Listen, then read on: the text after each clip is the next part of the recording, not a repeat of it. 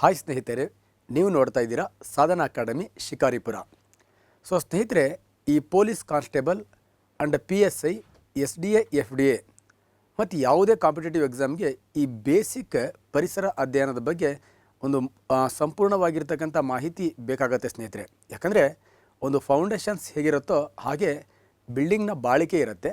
ಹಾಗೆ ಈ ಪರಿಸರ ಅಂತಕ್ಕಂಥ ಏನು ಟಾಪಿಕ್ ಇದೆ, ಇದರಲ್ಲಿ ಏನು ಈ ಮೂಲ ಪರಿಕಲ್ಪನೆಗಳನ್ನು ಚೆನ್ನಾಗಿ ಅರ್ಥ ಮಾಡ್ಕೊಂಡಿದ್ದೇ ಆದರೆ ಅದರ ಆ ಕಡೆ ನಾವೇ ಅದರ ಜ್ಞಾನವನ್ನು ಕಟ್ಬೋದು ಅಂತಕ್ಕಂಥ ಒಂದು ಆಸೆಯಿಂದ ಈ ಬ್ಯೂಟಿಫುಲ್ ಆಗಿರ್ತಕ್ಕಂಥ ವಿಡಿಯೋನ ನಾನು ನಿಮಗೆ ಪ್ರೆಸೆಂಟೇಷನ್ ಮಾಡ್ತಾಯಿದ್ದೀನಿ ಸ್ನೇಹಿತರೆ.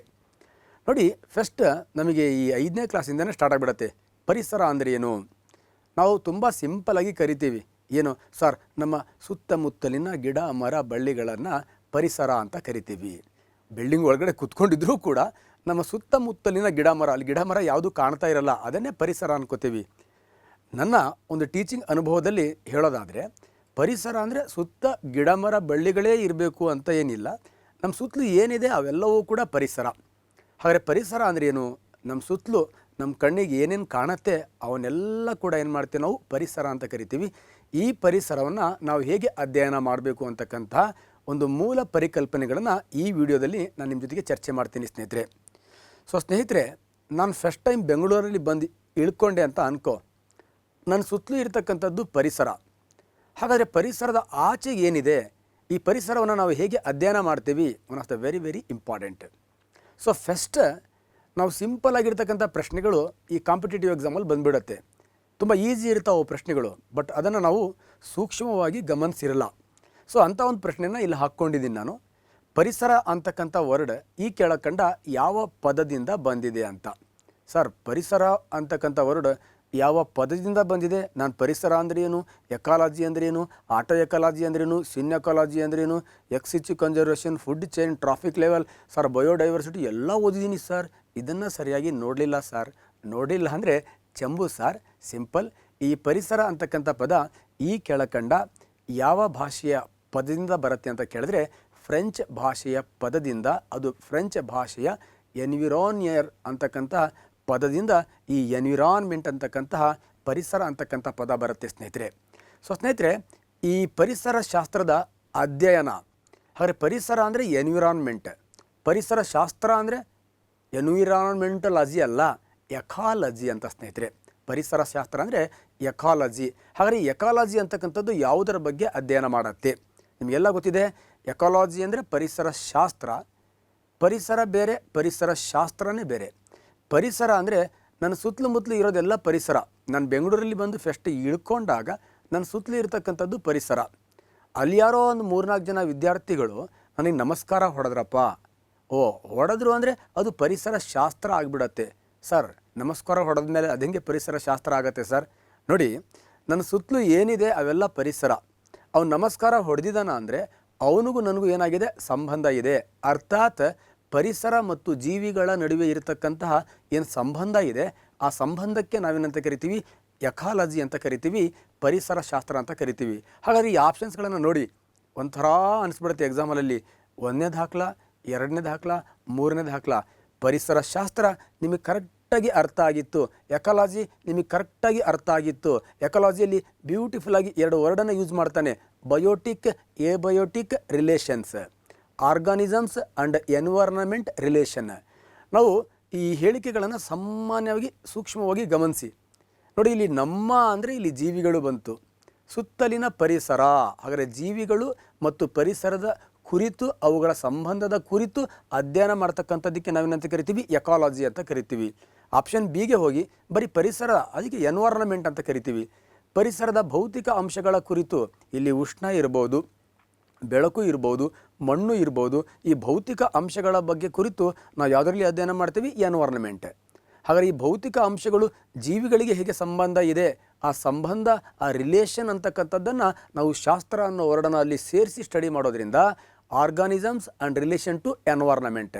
ಇಲ್ಲಿ ಆರ್ಗಾನಿಸಮ್ಸನ್ನು ಈ ಆಪ್ಷನ್ನಲ್ಲಿ ನಾನು ಜೀವಿಗಳು ಅಂತ ಹಾಕ್ಕೊಂಡಿಲ್ಲ, ನಮ್ಮ ಅಂತ ಹಾಕ್ಕೊಂಡಿದ್ದೀನಿ. ನಮ್ಮ ಅಂದರೆ ಏನು? ಜೀವಿಗಳು. ನಮ್ಮ ಸುತ್ತಲಿರ್ತಕ್ಕಂಥ ಪರಿಸರ, ಅವುಗಳ ನಡುವೆ ಇರತಕ್ಕಂಥ ಸಂಬಂಧದ ಬಗ್ಗೆ ಅಧ್ಯಯನ ಮಾಡ್ತಕ್ಕಂಥ ಒಂದು ಜೀವಶಾಸ್ತ್ರದ ವಿಭಾಗಕ್ಕೆ ನಾವೇನಂತ ಕರಿತೀವಿ, ಎಕಾಲಜಿ ಅಂತ ಕರಿತೀವಿ ಸ್ನೇಹಿತರೆ. ಹಾಗಾದರೆ ಈ ಜೀವ ಪರಿಸರ ಶಾಸ್ತ್ರ ಅಂತ ಏನು ಕರಿತೀವಿ, ಹಾಗಾಗಿ ಈ ಜೀವಶಾಸ್ತ್ರ ಈ ಎಕಾಲಜಿ ಅಂತಕ್ಕಂಥ ಏನು ವರ್ಡ್ ಇದೆ, ಈ ವರ್ಡನ್ನು ಬಳಸಿದ ವಿಜ್ಞಾನಿ ಯಾರು ಅಂತ ನೋಡಿ. ನಾವು ಏನೇನೋ ಓದ್ಕೊಂಡಿರ್ತೀವಿ. One of the very very important, ಈ ಕಾನ್ಸೆಪ್ಟ್ಗಳನ್ನು ಸರಿಯಾಗಿ ಕಲಿಬೇಕು. ಈಗ ನನ್ನ ಫಾದರ್ ಯಾರಪ್ಪ ಅಂತ ಕೇಳಿದ್ರೆ ಗೋವಿಂದ್. ಶಂಕರ್ ಸರ್ದ ಫಾದರ್ ಯಾರಪ್ಪ ಅಂತ ಕೇಳಿದ್ರೆ ಗೋವಿಂದ್. ಶಂಕರ್ ಅಂತ ಹೆಸರಿಟ್ಟವ್ರು ಯಾರಪ್ಪ ಅಂದರೆ ನಮ್ಮ ಮಾವ ಬಸವರಾಜ್. ಹಾಗಾದರೆ Shankar, that word is given by Basavaraj. The father of Shankar is Govind. ಹಾಗೆ ಈ ಎಕಾಲಜಿ ಅಂತಕ್ಕಂಥ ವರ್ಡನ್ನು ಕೊಟ್ಟಂಥ ವಿಜ್ಞಾನಿ ಯಾರು, ದ ಫಾದರ್ ಆಫ್ ಎಕಾಲಜಿ ಯಾರು, the father of Indian ecology ಯಾರು, the father of modern ecology ಯಾರು, ಈ 4 ವಿಜ್ಞಾನಿಗಳನ್ನು ಕೊಟ್ಟಿದ್ದೀನಿ ಸ್ನೇಹಿತರೆ. ನೋಡ್ಕೊಳ್ಳಿ, ಈ ಎಕಾಲಜಿ ಅಂತಕ್ಕಂತಹ, ಈ ಜೀವ ಪರಿಸರ ಶಾಸ್ತ್ರ ಅಂತಕ್ಕಂತಹ ಪದವನ್ನು ಕೊಟ್ಟಂಥ ಮಹಾನ್ ವಿಜ್ಞಾನಿ ಯಾರಪ್ಪ ಅಂತ ಕೇಳಿದ್ರೆ ಅರ್ನೆಸ್ಟ್ ಹ್ಯಾಕಲ್. ಈ ಜೀವ ಪರಿಸರ ಶಾಸ್ತ್ರದ ಪಿತಾಮಹ ಯಾರಪ್ಪ ಅಂದರೆ, ದ ಫಾದರ್ ಆಫ್ ಎಕಾಲಜಿ ಯಾರಪ್ಪ ಅಂತ ಕೇಳಿದ್ರೆ Alexander Humboldt. The father of Indian ecology ಯಾರಪ್ಪ ಅಂತ ಕೇಳಿದ್ರೆ ರಾಮದೇವ್ ಮಿಶ್ರಾ. ಹಾಗಾದರೆ the father of Indian ecology Ramdev Mishra. The father of modern ecology ಯಾರಪ್ಪ ಅಂತ ಕೇಳಿದ್ರೆ ಯುಗಿನಿ ಪಿ ಓಡಮ್. ಸ್ನೇಹಿತರೆ, ಈ ಕಾಂಪಿಟೇಟಿವ್ ಎಕ್ಸಾಮಲ್ಲಿ ನಿಮಗೆ ಕೇಳಿ, ದ ಫಾದರ್ ಆಫ್ ಎಕಾಲಜಿ ಕೇಳಿ, the father of Indian ecology ಕೇಳಿ, the father of modern ecology ಕೇಳಿ, ಹಡಿ ಹಲಗೆ ಆ ಎಕಾಲಜಿ ಅಂತಕ್ಕಂಥ ಪದವನ್ನು ಕೊಟ್ಟಂಥ ವಿಜ್ಞಾನಿ ಯಾರು ಅಂತಲೂ ಕೂಡ ಕೇಳಿ ಸ್ನೇಹಿತರೆ. ಒಟ್ಟಾರೆ ಎಕಾಲಜಿ ಅಂದರೆ ಏನು, ಈ ಎಕಾಲಜಿ ಅಂತಕ್ಕಂತಹ ಪದ ಯಾರಿಂದ ಬಂತು, ಈ ಎಕಾಲಜಿ ಬಗ್ಗೆ ಫಸ್ಟ್ ಯಾರು ಸ್ಟಡಿ ಮಾಡಿದ್ರು, ಇಂಡಿಯಾದಲ್ಲಿ ಇದನ್ನು ಯಾರು ಪ್ರಸ್ತುತವಾಗಿ ಎಲ್ಲ ಇಂಡಿಯನ್ಸ್ಗೆ ಗೊತ್ತಾಗೋ ಹಾಗೆ ಮಾಡಿದ್ರು, ಮಾಡರ್ನ್ ಎಕಾಲಜಿಯ ಫಾದರ್ ಯಾರು ಗೊತ್ತಾಗ್ಬಿಟ್ಟಿದೆ. ಲಾಸ್ಟ್ ಎಕಾಲಜಿ ಅಂದರೆ ಜೀವಿಗಳು ಮತ್ತು ಪರಿಸರದ ನಡುವೆ ಇರತಕ್ಕಂಥ ಸಂಬಂಧ ಅನ್ನೋದು ಕೂಡ ನಮಗೆ ಗೊತ್ತಾಗಿದೆ ಸ್ನೇಹಿತರೆ. So next one of the very very important question, ಈ ಪರಿಸರ ಶಾಸ್ತ್ರ ಇದೆಯಲ್ವಾ, ಈ ಜೀವ ಪರಿಸರ ಶಾಸ್ತ್ರ, ಈ ಎಕಾಲಜಿಯಲ್ಲಿ ಪ್ರಮುಖವಾಗಿ 2 ಘಟಕಗಳಿದೆ. ಹಾಗಾದರೆ ಆ 2 ಘಟಕಗಳು ಯಾವುದಪ್ಪ ಅಂತ ಕೇಳಿದರೆ, ಒಂದು ಜೈವಿಕ ಘಟಕ, ಇನ್ನೊಂದು ಅಜೈವಿಕ ಘಟಕ. ಒಂದು ಬಯೋಟಿಕ್ ಫ್ಯಾಕ್ಟರ್ಸ್, ಇನ್ನೊಂದು ಎ ಬಯೋಟಿಕ್ ಫ್ಯಾಕ್ಟರ್ಸ್. ಹಾಗಾದರೆ ಈ ಜೈವಿಕ ಘಟಕ ಅಂದರೆ ಅದರಲ್ಲಿ ನಾವು ಬರ್ತೀವಿ, ಅಜೈವಿಕ ಘಟಕ ಅಂದರೆ ಪರಿಸರ ಬರುತ್ತೆ. ಈ ನಾವು ಮತ್ತು ಪರಿಸರದ ನಡುವೆ ಏನು ಸಂಬಂಧಗಳಿದೆಯಲ್ವಾ, ಆ ಸಂಬಂಧಗಳು ನಮಗೂ ಮತ್ತು ಪರಿಸರದ ಮಧ್ಯ ಮಾತ್ರ ಇದೆಯಾ, ಅಥವಾ ಜೀವಿಗಳ ಮಧ್ಯೆ ಇದೆಯಾ, ಅಥವಾ ಜೈವಿಕಗಳು ಅಜೈವಿಕಗಳ ನಡುವೆ ಇದೆಯಾ, ಅಥವಾ ಅಜೈವಿಕಗಳ ನಡುವೆ ಇದೆಯಾ ಅಂತ ಇವತ್ತು ಕ್ವಶನ್ ಬರುತ್ತೆ. ಅಂದರೆ ಪರಿಸರ ಶಾಸ್ತ್ರದಲ್ಲಿ ಏನು ಈ ಘಟಕಗಳು ಕಂಡುಬರುತ್ತೆ, ಜೈವಿಕ ಘಟಕ ಮತ್ತು ಅಜೈವಿಕ ಘಟಕ, ಇವುಗಳ ನಡುವೆ ಇರತಕ್ಕಂಥ ಸಂಬಂಧ ಯಾವ ರೀತಿಯಲ್ಲಿ ಇರುತ್ತೆ ಅಂತ ಒಂದು ಬ್ಯೂಟಿಫುಲ್ ಆಗಿರತಕ್ಕಂಥ ಪ್ರಶ್ನೆಯನ್ನು ಹಾಕ್ಕೊಂಡಿದ್ದೀನಿ ಸ್ನೇಹಿತರೆ. ಸೊ ಆ ಪ್ರಶ್ನೆಗೆ ಆನ್ಸರ್ ನೋಡ್ಕೊಳ್ಳಿ. ನಮ್ಮ ಪರಿಸರ ಶಾಸ್ತ್ರದಲ್ಲಿ, ನಮ್ಮ ಎಕಾಲಜಿಯಲ್ಲಿ ಈ ಜೈವಿಕ ಮತ್ತು ಅಜೈವಿಕ ಘಟಕಗಳ ನಡುವೆ 3 ರೀತಿಯ ಸಂಬಂಧ ಕಂಡುಬರುತ್ತೆ. ಒಂದು ಬಯೋಟಿಕ್ ರಿಲೇಷನ್, ಇನ್ನೊಂದು ಬಯೋಟಿಕ್ ರಿಲೇಷನ್, ಇನ್ನೊಂದು ಎ ಬಯೋಟಿಕ್ ರಿಲೇಷನ್. ಇವೆಲ್ಲ ಸಂಬಂಧಗಳ ಮೂಲಕ ನಮ್ಮ ಪರಿಸರ ಅಂತಕ್ಕಂಥದ್ದು ಈ ಜೀವಿಗಳನ್ನು ಸರ್ವೈವಲ್ ಮಾಡಿಕೊಂಡು ಕೆಲವನ್ನು ಉಳಿಸ್ಕೊಳ್ಳುತ್ತೆ, ಕೆಲವನ್ನು ಅಳಿಸಾಕತ್ತೆ, ಒಟ್ಟು ತನ್ನ ಒಂದು ಬ್ಯೂಟಿಫುಲ್ ಆಗಿರತಕ್ಕಂಥ ಸ್ಥಿರತೆಯನ್ನು ಕಾಪಾಡಿಕೊಂಡು ಹೋಗುತ್ತೆ ಸ್ನೇಹಿತರೆ. ಸೊ ಸ್ನೇಹಿತರೆ, ಇಲ್ಲಿ ನೋಡಿ, ಜೈವಿಕ ಮತ್ತು ಜೈವಿಕ ಘಟಕಗಳ ನಡುವೆ ಯಾವ ರೀತಿಯ ಸಂಬಂಧ ಇದೆ ನೋಡಿ. ಅಲ್ಲೊಂದು ಫ್ಲವರ್ ಇದೆ, ಆ ಫ್ಲವರ್ ಅನ್ನೋದು ಸಸ್ಯ ಒಂದು ಜೀವಿ. ಆ ಸಸ್ಯ ಅನ್ನೋ ಜೀವಿ ಮೇಲೆ ಇನ್ನೊಂದು ಚಿಟ್ಟೆ ಅಂತಕ್ಕಂಥ ಜೀವಿ ಕೂತ್ಕೊಂಡಿದೆ. ಹಾಗಾದ್ರೆ ಇಲ್ಲಿ ಸಸ್ಯವೂ ಜೈವಿಕ ಘಟಕ, ಚಿಟ್ಟೆಯೂ ಕೂಡ ಅಜೈವಿಕ ಘಟಕ. ಚಿಟ್ಟೆ ಪಾಪ ತನಗೆ ಆಹಾರ ಬೇಕು, ಮಕರಂದ ಬೇಕು ಅಂತ ಆ ಹೂವಿನ ಮೇಲೆ ಕೂತು ಮಕರಂದವನ್ನು ಹೀರ್ತಾ ಇದೆ. ಪಾಪ ಆ ಹೂವು ಆ ಚಿಟ್ಟೆಗೆ ಏನು ಕೊಡ್ತಾ ಇದೆ, ಮಕರಂದವನ್ನು ಕೊಡ್ತಾ ಇದೆ. ಅದಕ್ಕೆ ಪ್ರತಿಯಾಗಿ ಆ ಚಿಟ್ಟೆ ಆ ಹೂವಲ್ಲಿ ಪರಾಗಸ್ಪರ್ಶ ಕ್ರಿಯೆಯನ್ನು ನಡೆಸ್ತಾ ಇದೆ. ಹಾಗಾದರೆ ಇಲ್ಲಿ ಚಿಟ್ಟೆಯಿಂದ ಆ ಹೂವಲ್ಲಿ ಪರಾಗಸ್ಪರ್ಶ ಕ್ರಿಯೆ ನಡೆದು ಆ ಹೂವು ಕಾಯಿ ಹಣ್ಣಾಗಿ, ಹಣ್ಣು ಮತ್ತೊಂದು ಅಂತಹ ಸಸ್ಯವನ್ನು ಬೆಳಿಲಿಕ್ಕೆ ಏನು ಮಾಡುತ್ತೆ, ಸಹಾಯ ಮಾಡುತ್ತೆ. ಅಲ್ಲಿ ಚಿಟ್ಟೆಗಳು ಅಥವಾ ಕೀಟಗಳು ಇಲ್ಲ ಅಂದರೆ ಆ ಹೂವು ಬೆಳೆಯಲ್ಲ ಸ್ನೇಹಿತರೆ. ಯಾಕಂದರೆ ಆ ಹೂವು ಕಾಯಾಗಲ್ಲ, ಕಾಯಿ ಹಣ್ಣಾಗಲ್ಲ, ಅರ್ಥಾತ್ ಹೂವಲ್ಲಿ ಪರಾಗಸ್ಪರ್ಶ ಕ್ರಿಯೆ ನಡೆಯಲ್ಲ.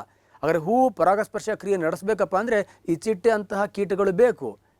ಆ ಚಿಟ್ಟೆ ಅಂತಹ ಕೀಟಗಳು ಬದುಕಬೇಕಪ್ಪ ಅಂದರೆ ಈ ಹೂಗಳ ಮಕರಂದ ಬೇಕು. ಇಲ್ಲಿ ಚಿಟ್ಟೆಯನ್ನು ಬಿಟ್ಟು ಹೂವಿಲ್ಲ, ಹೂವನ್ನು ಬಿಟ್ಟು ಚಿಟ್ಟೆ ಇಲ್ಲ. ಹಾಗಾಗಿ ಚಿಟ್ಟೆ ಜೈವಿಕ ಘಟಕ, ನೆಕ್ಸ್ಟ್ ಹೂವು ಜೈವಿಕ ಘಟಕ. ಇಂತಹ ಇಂಟರ್ಯಾಕ್ಷನ್ಸ್, ಜೈವಿಕ ಮತ್ತು ಜೈವಿಕ ಘಟಕಗಳ ನಡುವೆ ಇರತಕ್ಕಂತಹ ಒಂದು ಸಂಬಂಧ ಇದೆಯಲ್ವಾ, ಈ ಸಂಬಂಧ ನಮ್ಮ ಪರಿಸರದಲ್ಲಿ ಅನೇಕ ಉದಾಹರಣೆಗಳ ಮೂಲಕ ಸಿಗುತ್ತೆ ಸ್ನೇಹಿತರೆ. ನೋಡಿ, ಈಗ ಸಸ್ಯಗಳನ್ನು ತಗೊಳ್ಳಿ. ಸಸ್ಯಗಳು ಈ ಜೀವಿಗಳು ಬದುಕೊಳ್ಳಿ ಅಂತ ಆಮ್ಲಜನಕವನ್ನು ಕೊಡುತ್ತೆ.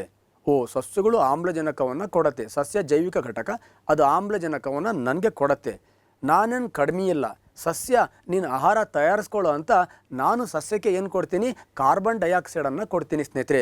ಸಸ್ಯ ಏನು ಮಾಡುತ್ತೆ, ನಾನು ಬಿಟ್ಟಂತಹ ಕಾರ್ಬನ್ ಡೈಆಕ್ಸೈಡನ್ನು ತಗೊಂಡು ಆಹಾರವನ್ನು ತಯಾರಿಸತ್ತೆ. ನಾನು ಇಲ್ಲ ಅಂದರೆ ಸಸ್ಯ ಇಲ್ಲ, ಸಸ್ಯ ಇಲ್ಲ ಅಂದರೆ ನಾನಿಲ್ಲ, ನಾನು ಜೈವಿಕ ಘಟಕ, ಸಸ್ಯನೂ ಕೂಡ ಜೈವಿಕ ಘಟಕ. ಈ ಥರ ಒಂದು ಜೈವಿಕ ಘಟಕಗಳ ನಡುವೆ ನಡೀತಕ್ಕಂಥ ಸಂಬಂಧದ ಮೇಲೆ ಕಾಂಪಿಟೇಟಿವ್ ಎಕ್ಸಾಮ್ಸಲ್ಲಿ ಅನೇಕ ಪ್ರಶ್ನೆಗಳು ಬರುತ್ತೆ. ಸರ್ ಪ್ರಶ್ನೆಗಳು ಹೇಗೆ ಬರುತ್ತೆ ನೋಡಿ, ಎಕ್ಸಾಂಪಲ್ ಈಗ ಬಂಡೀಪುರದ ಅಭಯಾರಣ್ಯ ಇದೆ. ಆ ಬಂಡೀಪುರ ಅಭಯಾರಣ್ಯದಲ್ಲಿರ್ತಕ್ಕಂತಹ ಎಲ್ಲ ಕೀಟಗಳನ್ನು ಒಮ್ಮೆಲೆ ತೆಗೆದಾಗ ಆಪ್ಷನ್ ಎ, ಆ ಕಾಡು ನಳನಳಿಸಿ ಬೆಳೆಯುತ್ತದೆ, ಆ ಕಾಡು ಹಸಿರಾಗಿ ಇರುತ್ತದೆ, ಆ ಕಾಡು ತುಂಬ ದಟ್ಟವಾಗಿ ಬೆಳೆಯುತ್ತದೆ, ಆ ಕಾಡು ನಾಶವಾಗಿ ಹೋಗುತ್ತದೆ. Which is the right answer? ಆ ಕಾಡು ನಾಶವಾಗಿ ಹೋಗುತ್ತೆ. ಯಾಕಂದರೆ ಕೀಟಗಳು ಇದ್ದರೆ ಆ ಕಾಡಲ್ಲಿರ್ತಕ್ಕಂಥ ಹೂಗಳಲ್ಲಿ ಪರಾಗಸ್ಪರ್ಶ ಕ್ರಿಯೆ ನಡೆಯುತ್ತೆ. ಪರಾಗಸ್ಪರ್ಶ ಕ್ರಿಯೆ ನಡೀತಾ ಇದ್ದರೆ ಆ ಕಾಡಲ್ಲಿ ಮತ್ತಷ್ಟು ಸಸ್ಯಗಳು ಏನಾಗ್ತಾ ಇರ್ತವೆ, ಬೆಳೀತಾ ಹೋಗ್ತವೆ. ಕೀಟಗಳೇ ಇಲ್ಲ ಅಂದರೆ ಅಲ್ಲಿ ಪರಾಗಸ್ಪರ್ಶ ಕ್ರಿಯೆ ನಡೆಯಲ್ಲ, ಅದೇನು ಬೆಳೀತಾ ಇರ್ತಕ್ಕಂಥ ಕಾಡು ಒಂದು ದಿವಸ ಏನಾಗ್ಬಿಡತ್ತೆ, ನಾಶವಾಗಿ ಹೋಗ್ಬಿಡತ್ತೆ. ಈ ರೀತಿಯ ಸಂಬಂಧ, ಜೈವಿಕ ಮತ್ತು ಜೈವಿಕ ಘಟಕಗಳ ನಡುವೆ ಇರತಕ್ಕಂಥ ಸಂಬಂಧದ ಮೇಲೆ ಕಾಂಪಿಟೇಟಿವ್ ಎಕ್ಸಾಮ್ಸಲ್ಲಿ ಈಸಿ ಪ್ರಶ್ನೆಗಳು ಬರುತ್ತೆ. ಒಂದ್ಸತಿ ಗ್ಲಾನ್ಸ್ ಮಾಡಿದರೆ ಸಾಕು, ಸರ್ 1000 ಎಕ್ಸಾಂಪಲ್ ನಾನು ಹೇಳ್ತೀನಿ ಅಂತ ಆಲ್ರೆಡಿ ನಿಮಗೆ ಅರ್ಥ ಆಗಿರುತ್ತೆ ಸ್ನೇಹಿತರೆ. So next one of the very very important, ಜೈವಿಕ ಘಟಕ ಮತ್ತು ಅಜೈವಿಕ ಘಟಕಗಳ ನಡುವೆ ಇರತಕ್ಕಂತಹ ಸಂಬಂಧ. ನೋಡಿ, 2ನೇ ಸ್ಲೈಡಲ್ಲಿ ಆ ಹಕ್ಕಿಗಳು ಹಾರ್ತಾ ಇದೆ ಅಲ್ವಾ, ಹಕ್ಕಿಗಳು ಎಲ್ಲಿಗೆ ಹಾರ್ತಾ ಇದೆ, ವಲಸೆ ಹೋಗ್ತಾ ಇದೆ, ಮೈಗ್ರೇಷನ್ ಹೋಗ್ತಾ ಇದೆ. ಯಾವುದೋ ಒಂದು ಜಾಗದಲ್ಲಿ ಆ ಹಕ್ಕಿಗಳು ಉಳಿಲಿಕ್ಕೆ ವಾತಾವರಣ ಸರಿ ಇಲ್ಲ, ಉಷ್ಣ ಸರಿ ಇಲ್ಲ. ಹಾಗಾಗಿ ಎಲ್ಲಿ ಉಷ್ಣ ಸರಿ ಇದೆಯೋ, ಎಲ್ಲಿ ವಾತಾವರಣ ಸರಿ ಇದೆಯೋ ಅಲ್ಲಿಗೆ ಈ ಹಕ್ಕಿಗಳೇನಾಗತ್ತೆ, ಹಾರಿ ಹೋಗುತ್ತೆ. ಹಾಗಾದರೆ ಇಲ್ಲಿ ಹಕ್ಕಿಗಳು ಅಂತಕ್ಕಂಥದ್ದು ಜೈವಿಕ ಘಟಕ, ಇಲ್ಲಿ ಉಷ್ಣ ವಾತಾವರಣ ಅಂತಕ್ಕಂಥದ್ದು ಅಜೈವಿಕ ಘಟಕ. ಈ ರೀತಿ ಜೈವಿಕ ಮತ್ತು ಅಜೈವಿಕ ಘಟಕಗಳ ನಡುವೆ ಸಂಬಂಧ ಇರುತ್ತೆ ಸ್ನೇಹಿತರೆ. ಅಷ್ಟೇ ಅಲ್ಲ ಸ್ನೇಹಿತರೆ, ಈಗ ಜೈವಿಕ ಘಟಕಕ್ಕೆ ಬ್ಯಾಕ್ಟೀರಿಯಾನ ತಗೊಳ್ಳಿ ನೀವು. ನೋಡಿ, ನೀವು ಮನೆಯಲ್ಲಿ ನಾವು ಹಾಲನ್ನು ತಗೊಳ್ಳಿ. ಸೊ ಹಾಲನ್ನು ಕೆಡಬಾರ್ದು ಅಂದರೆ ಏನು ಮಾಡ್ತೀವಿ, ಒಂದು ಬಿಸಿ ಮಾಡ್ತೀವಿ, ಇಲ್ಲ ತಣ್ಣಗೆ ಮಾಡ್ತೀವಿ. ಫಸ್ಟ್ ಒಂದು ತಲೆಯಲ್ಲಿ ಇಟ್ಕೊಳ್ಳಿ, ಹಾಲನ್ನು ಕೆಡಿಸೋರು ಯಾರು? ಹಾಲನ್ನು ಕೆಡಿಸೋರು ಯಾರಪ್ಪ ಅಂದರೆ ಬ್ಯಾಕ್ಟೀರಿಯಾ. ಹಾಗಾದರೆ ಹಾಲಲ್ಲಿ ಯಾವ ಬ್ಯಾಕ್ಟೀರಿಯಾ ಇರುತ್ತೆ? ಲ್ಯಾಕ್ಟೋಬ್ಯಾಸಿಲಸ್ ಅಂತಕ್ಕಂಥ ಬ್ಯಾಕ್ಟೀರಿಯಾ ಇರುತ್ತೆ. ಹಾಗಾದರೆ ಈ ಲ್ಯಾಕ್ಟೋಬ್ಯಾಸಿಲಸ್ ಬ್ಯಾಕ್ಟೀರಿಯಾ ಏನು ಮಾಡುತ್ತೆ, ಹಾಲನ್ನು ಕೆಡಿಸತ್ತೆ. ಅರ್ಥಾತ್ ಹಾಲನ್ನು ಏನು ಮಾಡುತ್ತೆ, ಮೊಸರನ್ನಾಗಿ ಮಾಡುತ್ತೆ. ನಮ್ಮ ಹಾಲು ಮೊಸರಾಗಬಾರ್ದು ಅಂದರೆ ನಾವೇನು ಮಾಡಬೇಕು, ಆ ಬ್ಯಾಕ್ಟೀರಿಯಾದ ಚಟುವಟಿಕೆಯನ್ನು ಏನು ಮಾಡಬೇಕು, ನಿಷ್ಕ್ರಿಯ ಮಾಡಬೇಕು. ಹಾಗಾದರೆ ಬ್ಯಾಕ್ಟೀರಿಯಾಗಳ ಚಟುವಟಿಕೆಯನ್ನು ಹೇಗೆ ನಿಷ್ಕ್ರಿಯ ಮಾಡ್ತೀವಿ? ಒಂದು ಫ್ರಿಜ್ಜಲ್ಲಿ ಇಡ್ತೀವಿ, ಇಲ್ಲ ಬಿಸಿ ಮಾಡ್ತೀವಿ. ಸರ್, ಬಿಸಿ ಮಾಡಿ ಫ್ರಿಜ್ಜಲ್ಲಿ ಇಟ್ಟು ಬ್ಯಾಕ್ಟೀರಿಯಾ ಚಟುವಟಿಕೆಗಳನ್ನು ಯಾಕೆ ನಿಯಂತ್ರಿಸ್ತೀವಿ ಅಂದರೆ ಏನಿಲ್ಲ, 10 ಡಿಗ್ರಿ ಸೆಲ್ಸಿಯಸ್ಸಿಂದ 40 ಡಿಗ್ರಿ ಸೆಲ್ಸಿಯಸ್ನ ಒಳಗಡೆನೇ ತಾಪ ಇರುತ್ತಲ್ವ, ಆ ತಾಪದಲ್ಲಿ ಬ್ಯಾಕ್ಟೀರಿಯಾಗಳ ಚಟುವಟಿಕೆ ಏನಾಗಿರುತ್ತೆ, ಜಾಸ್ತಿ ಇರುತ್ತೆ. ಹಾಗಾಗಿ ನಾವು 40 ಡಿಗ್ರಿ ಮೇಲೆ ಕಾಯಿಸಿದರೆ ಅಲ್ಲಿ ಬ್ಯಾಕ್ಟೀರಿಯಾ ಏನಾಗುತ್ತೆ, ನಿಷ್ಕ್ರಿಯ ಆಗುತ್ತೆ, ಹಾಲಿನ ಬಾಳಕ್ಕೆ ಬರುತ್ತೆ. ಅದೇ ನಾವು 10 ಡಿಗ್ರಿ ಸೆಲ್ಸಿಯಸ್ನ ಒಳಗಡೆ ಫ್ರಿಜ್ಜಲ್ಲಿ ಇಟ್ಟರೆ ಅಲ್ಲಿ ಬ್ಯಾಕ್ಟೀರಿಯಾಗಳ ಚಟುವಟಿಕೆ ಏನಾಗ್ಬಿಡುತ್ತೆ, ಕಡಿಮೆ ಆಗಿಬಿಡುತ್ತೆ. ಆವಾಗ ಹಾಲಿನ ಬಾಳಕೆ ಏನಾಗುತ್ತೆ, ಜಾಸ್ತಿ ಆಗುತ್ತೆ. ಅರ್ಥಾತ್ ಈ 10 ಡಿಗ್ರಿ 40 ಡಿಗ್ರಿ ಮಧ್ಯೆ ಬ್ಯಾಕ್ಟೀರಿಯಾಗಳ ಚಟುವಟಿಕೆ ಜಾಸ್ತಿ ಇರುತ್ತೆ. ಆವಾಗ ಈ ಹಾಲು ಏನಾಗುತ್ತೆ, ಬಾಳಿಕೆ ಬರಲ್ಲ, ಜಲ್ದಿ ಮೊಸರಾಗಿ ಕನ್ವರ್ಟ್ ಆಗಿಬಿಡತ್ತೆ. ಹಾಗಾಗಿ ಇಲ್ಲಿ ಉಷ್ಣ ಅಂತಕ್ಕಂಥದ್ದು ಅಜೈವಿಕ ಘಟಕ. ಉಷ್ಣ ಕಡಿಮೆ ಇದ್ದಾಗ ಬ್ಯಾಕ್ಟೀರಿಯಾಗಳ ಚಟುವಟಿಕೆ ಕಡಿಮೆ ಇರುತ್ತೆ, ಉಷ್ಣ ಜಾಸ್ತಿ ಇದ್ದಾಗ ಬ್ಯಾಕ್ಟೀರಿಯಾಗಳ ಚಟುವಟಿಕೆ ಕಡಿಮೆ ಇರುತ್ತೆ. 10 ಡಿಗ್ರಿಯಿಂದ 40 ಡಿಗ್ರಿಯ ಮಧ್ಯೆ ಬ್ಯಾಕ್ಟೀರಿಯಾಗಳ ಚಟುವಟಿಕೆ ಏನಾಗಿರುತ್ತೆ, ಜಾಸ್ತಿ ಇರುತ್ತೆ. ಹೊಡಿ ಹಾಲಿಗೆ ಉಷ್ಣ ಅಂತಕ್ಕಂಥದ್ದು ಅಜೈವಿಕ ಘಟಕ, ಇಲ್ಲಿ ಬ್ಯಾಕ್ಟೀರಿಯಾ ಅಂತಕ್ಕಂಥದ್ದು ಜೈವಿಕ ಘಟಕ. ಈ ಬ್ಯಾಕ್ಟೀರಿಯಾ ಮತ್ತು ಉಷ್ಣ ಇವುಗಳ ಮಧ್ಯೆ ಇರತಕ್ಕಂಥ ಸಂಬಂಧವನ್ನು ನಾವೇನಂತ ಕರಿತೀವಿ, ಜೈವಿಕ ಮತ್ತು ಅಜೈವಿಕ ಘಟಕ ಅಂತ ಕರಿತೀವಿ ಸ್ನೇಹಿತರೆ. So next one of the very very important, ಅಜೈವಿಕ ಮತ್ತು ಅಜೈವಿಕ ಘಟಕಗಳ ನಡುವೆ ಸಂಬಂಧ ಇದೆಯಾ? ಎಸ್, ಅಜೈವಿಕ ಮತ್ತು ಅಜೈವಿಕ ಘಟಕಗಳ ನಡುವೆ ಸಂಬಂಧ ಇದೆ. ಅಜೈವಿಕ ಮತ್ತು ಅಜೈವಿಕ ಘಟಕಗಳ ನಡುವೆ ಸಂಬಂಧ ಇರಲಿಲ್ಲ ಅಂದರೆ ಮಾರುತಗಳು ಇರ್ತಿರಲಿಲ್ಲ ಅಂದರೆ ನಮಗೆ ಮಳೆಗಾಲನೇ ಬರ್ತಾ ಇರಲಿಲ್ಲ, ಚಳಿಗಾಲನೇ ಬರ್ತಾ ಇರಲಿಲ್ಲ, ಬೇಸಿಗೆಗಾಲನೇ ಬರ್ತಾ ಇರಲಿಲ್ಲ. ಯಾವ ಕಾಲ ಬರದೇ ಇದ್ರೇನು ಮಳೆಗಾಲ ಅಂತೂ ಬರ್ತಾನೆ ಇರಲಿಲ್ಲ. ನೋಡಿ, ಈ 3ನೇ ಚಿತ್ರದಲ್ಲಿ ತೋರಿಸ್ತಾ ಇದ್ದೀನಿ ನಿಮಗೆ. ಬೀಸೋ ಗಾಳಿ ಏನಾಗಿದೆ, ಚೆನ್ನಾಗಿ ಬೀಸ್ತಾ ಇದೆ. ಗಾಳಿ ಚೆನ್ನಾಗಿ ಬೀಸಿದ್ರೆ ಏನಾಗತ್ತೆ, ಈ ಸಮುದ್ರದಲ್ಲಿರ್ತಕ್ಕಂಥ ನೀರು ಬಹಳ ಬೇಗ ಆವಿಯಾಗಿ ಹೋಗುತ್ತೆ. ಅಥವಾ ಬಿಸಿಲು ಚೆನ್ನಾಗಿ ಬಿತ್ತು ಅಂದರೆ ಏನಾಗುತ್ತೆ, ಸಮುದ್ರದಲ್ಲಿರ್ತಕ್ಕಂಥ ನೀರು ಆವಿಯಾಗಿ ಹೋಗುತ್ತೆ. ಹಾಗಾದರೆ ಗಾಳಿ ಚೆನ್ನಾಗಿ ಬೀಸ್ತು ಅಂದರೆ ಸಸ್ಯಗಳಲ್ಲಿರ್ತಕ್ಕಂತಹ ನೀರು ಈ ಎವಾಪರೇಷನ್, ದಟ್ ಇಸ್ ಈ ಟ್ರಾನ್ಸ್ಪಿರೇಷನ್, ಬಾಷ್ಪೀಕರಣ ಕ್ರಿಯೆ ಮೂಲಕ ಹೊರಗಡೆ ಹೋಗುತ್ತೆ. ಅಥವಾ ಉಷ್ಣ ಜಾಸ್ತಿ ಇತ್ತು ಅಂದರೆ ಸಸ್ಯಗಳಲ್ಲಿ ಇರ್ತಕ್ಕಂಥ ನೀರು ಬಹಳ ಬೇಗ ಕಳ್ಕೊಳ್ಳುತ್ತೆ. ಇಲ್ಲಿ ಉಷ್ಣ ಅನ್ನೋದು ಅಜೈವಿಕ ಘಟಕ, ಆವಿ ಅಂತಕ್ಕಂಥದ್ದು ಅಥವಾ ನೀರು ಅಂತಕ್ಕಂಥದ್ದು ಅಜೈವಿಕ ಘಟಕ. ಹಾಗೆ ಉಷ್ಣ ಜಾಸ್ತಿ ಆದರೆ ನೀರು ಆವಿಯಾಗುವ ವೇಗ ಜಾಸ್ತಿ ಇರುತ್ತೆ. ಗಾಳಿ ಜೋರಾಗಿ ಬೀಸಿದ್ರೆ ನೀರು ಆವಿ ಆಗ್ತಕ್ಕಂಥ ವೇಗ ಏನಾಗಿರುತ್ತೆ, ಜಾಸ್ತಿ ಇರುತ್ತೆ. ಅಯ್ಯೋ, ಹಾಗಾಗಿ ಈ ಉಷ್ಣ ಮತ್ತು ನೀರು ಎರಡೂ ಅಜೈವಿಕ ಘಟಕಗಳಿದೆ, ಇವುಗಳ ನಡುವೆಯೂ ಸಂಬಂಧ ಇದೆ. ಈ ರೀತಿ ಜೈವಿಕ ಘಟಕ, ಅಜೈವಿಕ ಘಟಕ, ನೆಕ್ಸ್ಟ್ ಅಜೈವಿಕ ಘಟಕಗಳ ನಡುವೆ ಒಂದು ಬ್ಯೂಟಿಫುಲ್ ಆಗಿ ರಿಲೇಷನ್ಸ್ ಇದೆ. ಇಲ್ಲಿ ಅಪ್ಲೈಡ್ ಪ್ರಶ್ನೆಗಳು ಬರುತ್ತೆ ಸ್ನೇಹಿತರೆ. ಎಲ್ಲಿ ಮರುಭೂಮಿ ಇರುತ್ತೋ ಅಥವಾ ಎಲ್ಲಿ ಜಾಸ್ತಿ ಬಿಸಿಲಿರುತ್ತೋ ಅಥವಾ ಎಲ್ಲಿ ಜಾಸ್ತಿ ಗಾಳಿ ಇರುತ್ತೋ ಅಲ್ಲಿ ಆವಿ ಆಗ್ತಕ್ಕಂಥ ಪ್ರಮಾಣ ಏನಾಗಿರುತ್ತೆ, ಜಾಸ್ತಿ ಆಗುತ್ತೆ. ಇದ್ರ ಮೇಲೆ ಕಾಂಪಿಟೇಟಿವ್ ಎಕ್ಸಾಮಲ್ಲಿ ಪ್ರಶ್ನೆಗಳು ಬರ್ಬೋದು ಸ್ನೇಹಿತರೆ. So next one of the very important, habitat ಅಂದರೇನು? ಅನೇಕ ಎಕ್ಸಾಮ್ಗಳಲ್ಲಿ ಕೇಳಿರ್ತಕ್ಕಂಥ ಪ್ರಶ್ನೆ ನೋಡಿ. ತುಂಬ ಸಿಂಪಲ್ ಪ್ರಶ್ನೆ ಇರ್ಬೋದು, ಆದರೆ ನಮ್ಮ ಹುಡುಗರಿಗೆ ಈ ಹ್ಯಾಬಿಟ್ ಅನ್ನೋ ವರ್ಡನ್ನು ತುಂಬ ಬಳಸಿರ್ತಾರೆ. ಹಾಗಾಗಿ ಈ ಫಸ್ಟ್ ಟೈಮ್ ಕಾಂಪಿಟೇಟಿವ್ ಎಕ್ಸಾಮನ್ನು ಯಾರು ಫೇಸ್ ಮಾಡ್ತಾರೆ ಅಥವಾ ತುಂಬ ಸಿಂಪಲ್ ಪ್ರಶ್ನೆಯನ್ನು ನೋಡದೆ ಯಾರು ಕಾಂಪಿಟೇಟಿವ್ ಎಕ್ಸಾಮನ್ನು ತುಂಬ ಫೇಸ್ ಮಾಡ್ತಾರೆ, ಅವ್ರಿಗೆ ಈ ಸಣ್ಣ ಪ್ರಶ್ನೆಗಳೇನು ಮಾಡಿಬಿಡುತ್ತೆ, ಬೀಳಿಸ್ಬಿಡುತ್ತೆ ಸ್ನೇಹಿತರೆ. ಹಾಗೆ ಹ್ಯಾಬಿಟ್ಯಾಟ್ ಅಂದರೆ ಏನು? ಹ್ಯಾಬಿಟ್ಯಾಟ್ ಅಂದರೆ ಜೀವಿಗಳ ವಾಸಸ್ಥಾನ, address of that living organisms. ಆ ಜೀವಿ ಎಲ್ಲಿ ಬದುಕ್ತಾ ಇದೆ, ಆ ಬದುಕ್ತಾ ಇರತಕ್ಕಂತಹ ಪರಿಸರವನ್ನು ಆ ಜೀವಿಯ ಹ್ಯಾಬಿಟ್ಯಾಟ್ ಅಂತ ಕರಿತೀವಿ ಸ್ನೇಹಿತರೆ. ಈ ಜೀವಿಗಳನ್ನು ನಾವು ಸಸ್ಯಗಳು ಮತ್ತು ಪ್ರಾಣಿಗಳು ಅಂದ್ಕೊಂಡಾಗ PCಯಲ್ಲಿ 2 ಸಾರಿ ಬಂದಿರತಕ್ಕಂತಹ ಪ್ರಶ್ನೆ ಇದು. ಸಾಮಾನ್ಯವಾಗಿ ಸಸ್ಯಗಳ ವಾಸಸ್ಥಾನ ಯಾವುದು ಅಂತ ಕೇಳಿದ್ರೆ ಫ್ಲೋರಾ, ಪ್ರಾಣಿಗಳ ವಾಸಸ್ಥಾನ ಯಾವುದು ಅಂತ ಕೇಳಿದ್ರೆ ಫಾನಾ. ಸರ್ ನೆನಪಲ್ಲಿ ಇಟ್ಕೊಳ್ಳೋದು ಹೇಗೆ ಸರ್? ಫ್ಲವರನ್ನು ನಾನು ಬಿಡ್ತೀನ? ನಾನು ಬಿಡಲ್ಲ. ಯಾವುದು ಬಿಡತ್ತೆ? ಸಸ್ಯಗಳು ಬಿಡತ್ತೆ. ಸಸ್ಯಗಳು ಫ್ಲವರ್ ಬಿಡತ್ತೆ. ಓ ಫ್ಲವರ್ನ ಫ್ಲೋರಾ. ಹಾಗಾದರೆ ಫ್ಲೋರಾ ಅಂತಕ್ಕಂಥದ್ದು address of the plant, fauna ಅಂತಕ್ಕಂಥದ್ದು address of the living organisms. Competitive ಎಕ್ಸಾಮಲ್ಲಿ ಬರುತ್ತೆ. ಸಾಮಾನ್ಯವಾಗಿ ನಮ್ಮ ಪರಿಸರ ವ್ಯವಸ್ಥೆಯಲ್ಲಿ ಅಥವಾ ಪರಿಸರ ವಿಜ್ಞಾನದಲ್ಲಿ ಅಥವಾ ಜೀವ ಪರಿಸರ ಶಾಸ್ತ್ರದಲ್ಲಿ ಫಾನಾ ಎಂದರೆ ಸಸ್ಯಗಳ ವಾಸಸ್ಥಾನವಾಗಿದೆ, ಪ್ರಾಣಿಗಳ ವಾಸಸ್ಥಾನವಾಗಿದೆ, ಈ ಥರ ಪ್ರಶ್ನೆಗಳು ಬರುತ್ತೆ. ಇದನ್ನು ಒಂದು ಸಾರಿ ನೋಡ್ಕೊಳ್ಬೇಕು ನೀವು. ಹಾಗಾದರೆ ಪ್ರಾಣಿಗಳ ವಾಸಸ್ಥಾನಕ್ಕೆ ನಾವು ಫಾನಾ ಅಂತ ಕರಿತೀವಿ, ಸಸ್ಯಗಳ ವಾಸಸ್ಥಾನಕ್ಕೆ ನಾವೇನಂತ ಕರಿತೀವಿ, ಫ್ಲೋರಾ ಅಂತ ಕರಿತೀವಿ. ಸರ್ ಅರ್ಥ ಆಗಿದೆ? ಮುಂದಕ್ಕೆ ಹೋಗೋಣ ಸರ್. ಒಂದೇ ಪ್ರಭೇದದ ಜೀವಿಗಳ ಬಗ್ಗೆ ಅಧ್ಯಯನ ಮಾಡ್ತಕ್ಕಂಥ ಈ ಕೆಳಕಂಡ ಯಾವ ವಿಭಾಗ ಒಂದೇ ರೀತಿಯ ಪ್ರಭೇದಗಳ ಬಗ್ಗೆ ಅಧ್ಯಯನ ಮಾಡುತ್ತೆ ಅಂದರೆ, ಒಂದು ನಿರ್ದಿಷ್ಟ ಪ್ರದೇಶದಲ್ಲಿರ್ತಕ್ಕಂಥ ಒಂದೇ ಪ್ರಭೇದದ ಜೀವಿಗಳ ಬಗ್ಗೆ ಅಧ್ಯಯನ ಮಾಡ್ತಕ್ಕಂತಹ ನಮ್ಮ ಎಕಾಲಜಿಯ ಬ್ರಾಂಚ್ ಯಾವುದು ಅಂತ. ಸೊ ಸ್ನೇಹಿತರೆ, ಈ ಎಕಾಲಜಿ ಇದೆಯಲ್ವಾ, ಎಕಾಲಜಿ ಆಲ್ರೆಡಿ ಹೇಳಿದ್ದೀನಿ ನಾನು, ಜೀವ ಪರಿಸರ ಶಾಸ್ತ್ರ. ಈ ಜೀವ ಪರಿಸರ ಶಾಸ್ತ್ರ ಯಾವುದರ ಬಗ್ಗೆ ಅಧ್ಯಯನ ಮಾಡುತ್ತೆ? ಅದರ ಹೆಸರಲ್ಲೇ ಇದೆ, ಎಕೋಲಾಜಿ. ದಟ್ ಈಸ್ ಜೀವ ಪರಿಸರ ಶಾಸ್ತ್ರ. ಜೀವಿಗಳು ಮತ್ತು ಪರಿಸರದ ನಡುವೆ ಇರತಕ್ಕಂಥ ಸಂಬಂಧದ ಬಗ್ಗೆ ಅಧ್ಯಯನ ಮಾಡುತ್ತೆ. ಇಲ್ಲಿ ಒಂದೇ ಜೀವಿ ಆ ಪರಿಸರದ ನಡುವೆ ಇರತಕ್ಕಂತಹ ಸಂಬಂಧ ಅಂದರೆ, ಒಂದು ನಿರ್ದಿಷ್ಟವಾಗಿರ್ತಕ್ಕಂತಹ ಪ್ರದೇಶದಲ್ಲಿ ಒಂದೇ ಪ್ರಭೇದದ ಜೀವಿಗಳ ಬಗ್ಗೆ ಅಧ್ಯಯನ ಮಾಡ್ತಕ್ಕಂತಹ ಎಕಾಲಜಿ ಯಾವುದು ಅಂತ ಕೇಳಿದಾನೆ. ನೀವೇ ನೋಡ್ಕೊಳ್ಳಿ ಸ್ನೇಹಿತರೆ, ದಟ್ ಈಸ್ ಆಟೋ ಎಕಾಲಜಿ. ಹಾಗಾದರೆ ಆಟೋ ಎಕಾಲಜಿ ಏನನ್ನು ಅಧ್ಯಯನ ಮಾಡುತ್ತೆ? ಒಂದು ನಿರ್ದಿಷ್ಟ ಪ್ರದೇಶದಲ್ಲಿರ್ತಕ್ಕಂತಹ ಒಂದೇ ಪ್ರಭೇದದ ಜೀವಿಯ ಬಗ್ಗೆ ಅಧ್ಯಯನ ಮಾಡೋದಕ್ಕೆ ನಾವು ಆಟೋ ಎಕಾಲಜಿ ಅಂತ ಕರಿತೀವಿ. ಸರ್ ಹಾಗಾದರೆ ಸಿನ್ ಎಕಾಲಜಿ ಅಂದರೆ ಏನು? ಏನಿಲ್ಲ, ಒಂದು ನಿರ್ದಿಷ್ಟ ಪ್ರದೇಶದಲ್ಲಿರ್ತಕ್ಕಂತಹ ಅನೇಕ ಪ್ರಭೇದಗಳನ್ನು ಅಧ್ಯಯನ ಮಾಡ್ತಕ್ಕಂಥದ್ದಕ್ಕೆ ನಾವೇನಂತ ಕರಿತೀವಿ, ಸಿನ್ ಎಕಾಲಜಿ. ಎಕ್ಸಾಂಪಲ್ ಮೋಸ್ಟ್ಲಿ ಗೊತ್ತಾಗಿಲ್ಲ ಅಂದರೆ ಒಂದು ಎಕ್ಸಾಂಪಲ್, ಬಂಡೀಪುರ ಅಭಯಾರಣ್ಯದಲ್ಲಿರ್ತಕ್ಕಂತಹ ಹುಲಿಗಳ ಬಗ್ಗೆ ಅಧ್ಯಯನ ಮಾಡೋದು ಆಟೋ ಎಕಾಲಜಿ. ಬಂಡೀಪುರ ಅಭಯಾರಣ್ಯದಲ್ಲಿರ್ತಕ್ಕಂತಹ ಪ್ರಾಣಿಗಳ ಬಗ್ಗೆ ಅಧ್ಯಯನ ಮಾಡೋದಕ್ಕೆ ಏನಂತ ಕರಿತೀವಿ, ಸಿನ್ ಎಕಾಲಜಿ. ಇನ್ನೂ ಅರ್ಥ ಆಗಿಲ್ಲ ಅಂದರೆ, ನಿಮ್ಮೂರಿದೆ, ನಿಮ್ಮೂರು ಕೆರೆ ಇದೆ, ನಿಮ್ಮ ಕೆರೆಯಲ್ಲಿರ್ತಕ್ಕಂತಹ ಕಪ್ಪೆಗಳ ಬಗ್ಗೆ ಅಧ್ಯಯನ ಮಾಡೋದು ಆಟೋ ಎಕಾಲಜಿ. ನಿಮ್ಮ ಕೆರೆಯಲ್ಲಿರ್ತಕ್ಕಂತಹ ಎಲ್ಲ ಆ ಜಲಚರ ಪ್ರಾಣಿಗಳ ಬಗ್ಗೆ ಅಧ್ಯಯನ ಮಾಡ್ತಕ್ಕಂಥದ್ದಕ್ಕೆ ನಾವೇನಂತ ಕರಿತೀವಿ, ಸಿನ್ ಎಕಾಲಜಿ ಅಂತ ಕರಿತೀವಿ ಸ್ನೇಹಿತರೆ. ನೋಡ್ಕೊಳ್ಳಿ, one of the autecology and synecology. ಎಕಾಲಜಿಯಲ್ಲಿ 2 ಟೈಪ್ಸ್ ಬರುತ್ತೆ. ನಾನು ಆಟೋ ಎಕಾಲಜಿಯಲ್ಲಿ ಒಂದೇ ಸ್ಪೀಸೀಸ್, ಒಂದೇ ಪ್ರಭೇದನ ತೋರಿಸಿದ್ದೀನಿ.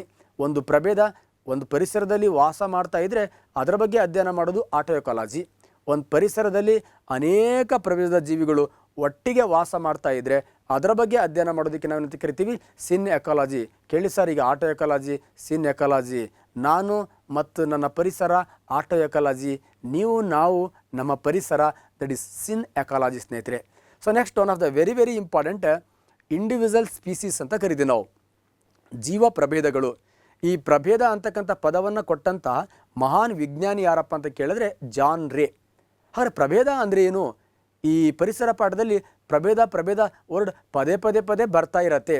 ಪ್ರಭೇದ ಅಂದರೆ ಏನಿಲ್ಲ, ಈಗ ಒಂದು ಹುಲಿ ಇನ್ನೊಂದು ಹುಲಿ ಜೊತೆಗೆ ಸಂತಾನೋತ್ಪತ್ತಿಯನ್ನು ಮಾಡಿ ಏನು ಇಲಿಗೆ ಜನ್ಮ ಕೊಡುತ್ತಾ? No sir. ಹುಲಿ ಜೊತೆಗೆ ಸಂತಾನೋತ್ಪತ್ತಿ ಮಾಡಿ ಹುಲಿಗೆ ಜನ್ಮ ಕೊಡತ್ತೆ. ಆದರೆ ಒಂದು ಕಾಮಿಡಿ ಡೈಲಾಗ್ ಇದೆ, ಹುಲಿಯಂತ ನನ್ನ ಮಗ ಮದುವೆ ಆದ ಮೇಲೆ ಇಲಿಯಾಗಿ ಹೋದ. ಇಲ್ಲ ಅಲ್ಲ, ಅದು ಒಂದು ನಮ್ಮ ಅನುಭವಗಳ ಮೇಲೆ ಇರ್ತಕ್ಕಂಥ ಒಂದು ಗಾದೆ ಮಾತು ಸ್ನೇಹಿತರೆ. ಬಟ್ ಇಲ್ಲಿ ಹಂಗಲ್ಲ.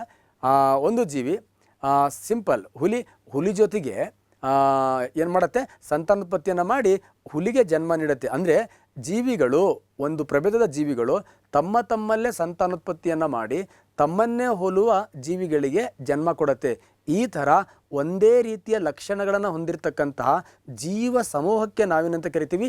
ಪ್ರಭೇದ ಅಂತ ಕರಿತೀವಿ ಸ್ನೇಹಿತರೆ. ಮಾನವ ಒಂದು ಪ್ರಭೇದ, ಹಂದಿ ಒಂದು ಪ್ರಭೇದ, ಸೊಳ್ಳೆ ಒಂದು ಪ್ರಭೇದ, ಮೀನು ಒಂದು ಪ್ರಭೇದ, ಹಾವು ಒಂದು ಪ್ರಭೇದ, ಗಂಧದ ಮರ ಒಂದು ಪ್ರಭೇದ, ಹುಣಸೆ ಮರ ಒಂದು ಪ್ರಭೇದ. ಈ ಥರ ಒಂದೇ ರೀತಿಯ ಗುಣಲಕ್ಷಣಗಳನ್ನು ಹೊಂದಿರತಕ್ಕಂತಹ ಆ ಜೀವಿಗಳ ಸಮೂಹಕ್ಕೆ ನಾವೇನಂತ ಕರಿತೀವಿ? ಪ್ರಭೇದ ಅಂತ ಕರಿತೀವಿ ಸ್ನೇಹಿತರೆ. ಇದು ಜೀವ ವರ್ಗೀಕರಣ ಶಾಸ್ತ್ರದ ಏನು ಮಜಲುಗಳಿದೆ, ಆ ಮಜಲುಗಳಲ್ಲಿ ಅತ್ಯಂತ ಕೆಳ ಮಜಲು ಯಾವುದು ಅಂತ ಕೇಳಿದ್ರೆ that is the species or ಪ್ರಭೇದ ಸ್ನೇಹಿತರೆ. So next one of the very important questions. ಒಂದು ನಿರ್ದಿಷ್ಟ ಪ್ರದೇಶದಲ್ಲಿ ಒಂದೇ ಪ್ರಭೇದದ ಜೀವಿಗಳ ಒಟ್ಟು ಸಂಖ್ಯೆ, ಆಗಲೇ ಇದೇ ಲೈನನ್ನು ನಾನು ಆಟೋ ಎಕಾಲಜಿಯಲ್ಲಿ ಹೇಳಿದ್ದೀನಿ. ಆಟೋ ಎಕಾಲಜಿಯಲ್ಲಿ ಏನು ಹೇಳಿದ್ದೀನಿ? ಒಂದು ನಿರ್ದಿಷ್ಟ ಪ್ರದೇಶದಲ್ಲಿರ್ತಕ್ಕಂತಹ ಒಂದೇ ಪ್ರಭೇದದ ಬಗ್ಗೆ ಅಧ್ಯಯನ ಮಾಡೋದು ಆಟೋ ಎಕಾಲಜಿ. ಆ ಆಟೋ ಎಕಾಲಜಿಯಲ್ಲಿ ಈ ಕೆಳಕಂಡ ಯಾವ ಪರಿಕಲ್ಪನೆಯನ್ನು ನಾವು ಅಧ್ಯಯನ ಮಾಡ್ತೀವಿ? ಸಿಂಪಲ್ ಆನ್ಸರ್, ಆಟೋ ಎಕಾಲಜಿಯಲ್ಲಿ ನಾವು ಈ ಕೆಳಕಂಡ ಯಾವ ಪರಿಕಲ್ಪನೆಯನ್ನು ಅಂದರೆ ಜೀವ ಸಂದಣಿ. ಹಾಗಾದ್ರೆ ಜೀವ ಸಂದಣಿ ಅಂದ್ರೂ ಅದೇ, ಆಟೋ ಎಕಾಲಜಿ ಅಂದ್ರೂ ಅದೇ. ಆಟೋ ಎಕಾಲಜಿ ಅಂದರೆ ಒಂದು ನಿರ್ದಿಷ್ಟ ಪ್ರದೇಶದಲ್ಲಿರ್ತಕ್ಕಂತಹ ಒಂದೇ ಪ್ರಭೇದದ ಜೀವಿಗಳ ಬಗ್ಗೆ ಅಧ್ಯಯನ ಮಾಡೋದನ್ನು ನಾವು ಆಟೋ ಎಕಾಲಜಿ ಅಂತ ಕರಿತೀವಿ. ಇದನ್ನು ಸ್ವಲ್ಪ ಚೇಂಜ್ ಮಾಡಿ, ಒಂದು ನಿರ್ದಿಷ್ಟ ಪ್ರದೇಶದಲ್ಲಿರ್ತಕ್ಕಂತಹ ಒಂದೇ ಪ್ರಭೇದದ ಜೀವಿಗಳ ಒಟ್ಟು ಸಂಖ್ಯೆಗೆ ನಾವೇನಂತ ಕರಿತೀವಿ? ಜೀವ ಸಂದಣಿ ಅಂತ ಕರಿತೀವಿ, ಲಿವಿಂಗ್ ಪಾಪ್ಯುಲೇಷನ್ ಅಂತ ಕರಿತೀವಿ ಸ್ನೇಹಿತರೆ. ಹಾಗಾದ್ರೆ ಸಿಂಪಲ್ ಎಕ್ಸಾಂಪಲ್ ಕೊಡೋದಾದರೆ, ಒಂದು ನಿರ್ದಿಷ್ಟ ಪ್ರದೇಶ ಅಂತ ಅಂದ್ಕೊಳ್ಳಿ. ಎಕ್ಸಾಂಪಲ್ ಬಂಡೀಪುರ ಅಭಯಾರಣ್ಯ. ಆ ಬಂಡೀಪುರ ಅಭಯಾರಣ್ಯದಲ್ಲಿ ಹುಲಿಗಳು ಎಷ್ಟಿದೆ, ಆ ಹುಲಿಗಳ ಸಂಖ್ಯೆಗಳ ಬಗ್ಗೆ ಮಾತ್ರ ನಾವು ಲೆಕ್ಕ ಮಾಡೋದಕ್ಕೆ ಏನಂತ ಕರಿತೀವಿ? ಜೀವ ಸಂದಣಿ ಅಂತ ಕರಿತೀವಿ. ಬಂಡೀಪುರ ಅಭಯಾರಣ್ಯದಲ್ಲಿ ಆನೆಗಳ ಬಗ್ಗೆ ಮಾತ್ರ ನಾವು ಅಧ್ಯಯನ ಮಾಡಿ ಅವುಗಳನ್ನು ಕೌಂಟ್ ಮಾಡೋದಕ್ಕೆ ನಾವೇನಂತ ಕರಿತೀವಿ? ಲಿವಿಂಗ್ ಪಾಪ್ಯುಲೇಷನ್ ಅಂತ ಕರಿತೀವಿ ಸ್ನೇಹಿತರೆ. ಸೊ ನೆಕ್ಸ್ಟ್ ಲಿವಿಂಗ್ ಕಮ್ಯುನಿಟಿ ಇದೆ. ಏನಿಲ್ಲ, ಒಂದು ನಿರ್ದಿಷ್ಟ ಪ್ರದೇಶದಲ್ಲಿ ಎಲ್ಲ ಪ್ರಭೇದದ ಜೀವಿಗಳ ಒಟ್ಟು ಸಂಖ್ಯೆಗೆ ನಾವೇನಂತ ಕರಿತೀವಿ? ದಟ್ ಈಸ್ ಜೀವ ಸಮುದಾಯ ಅಂತ ಕರಿತೀವಿ.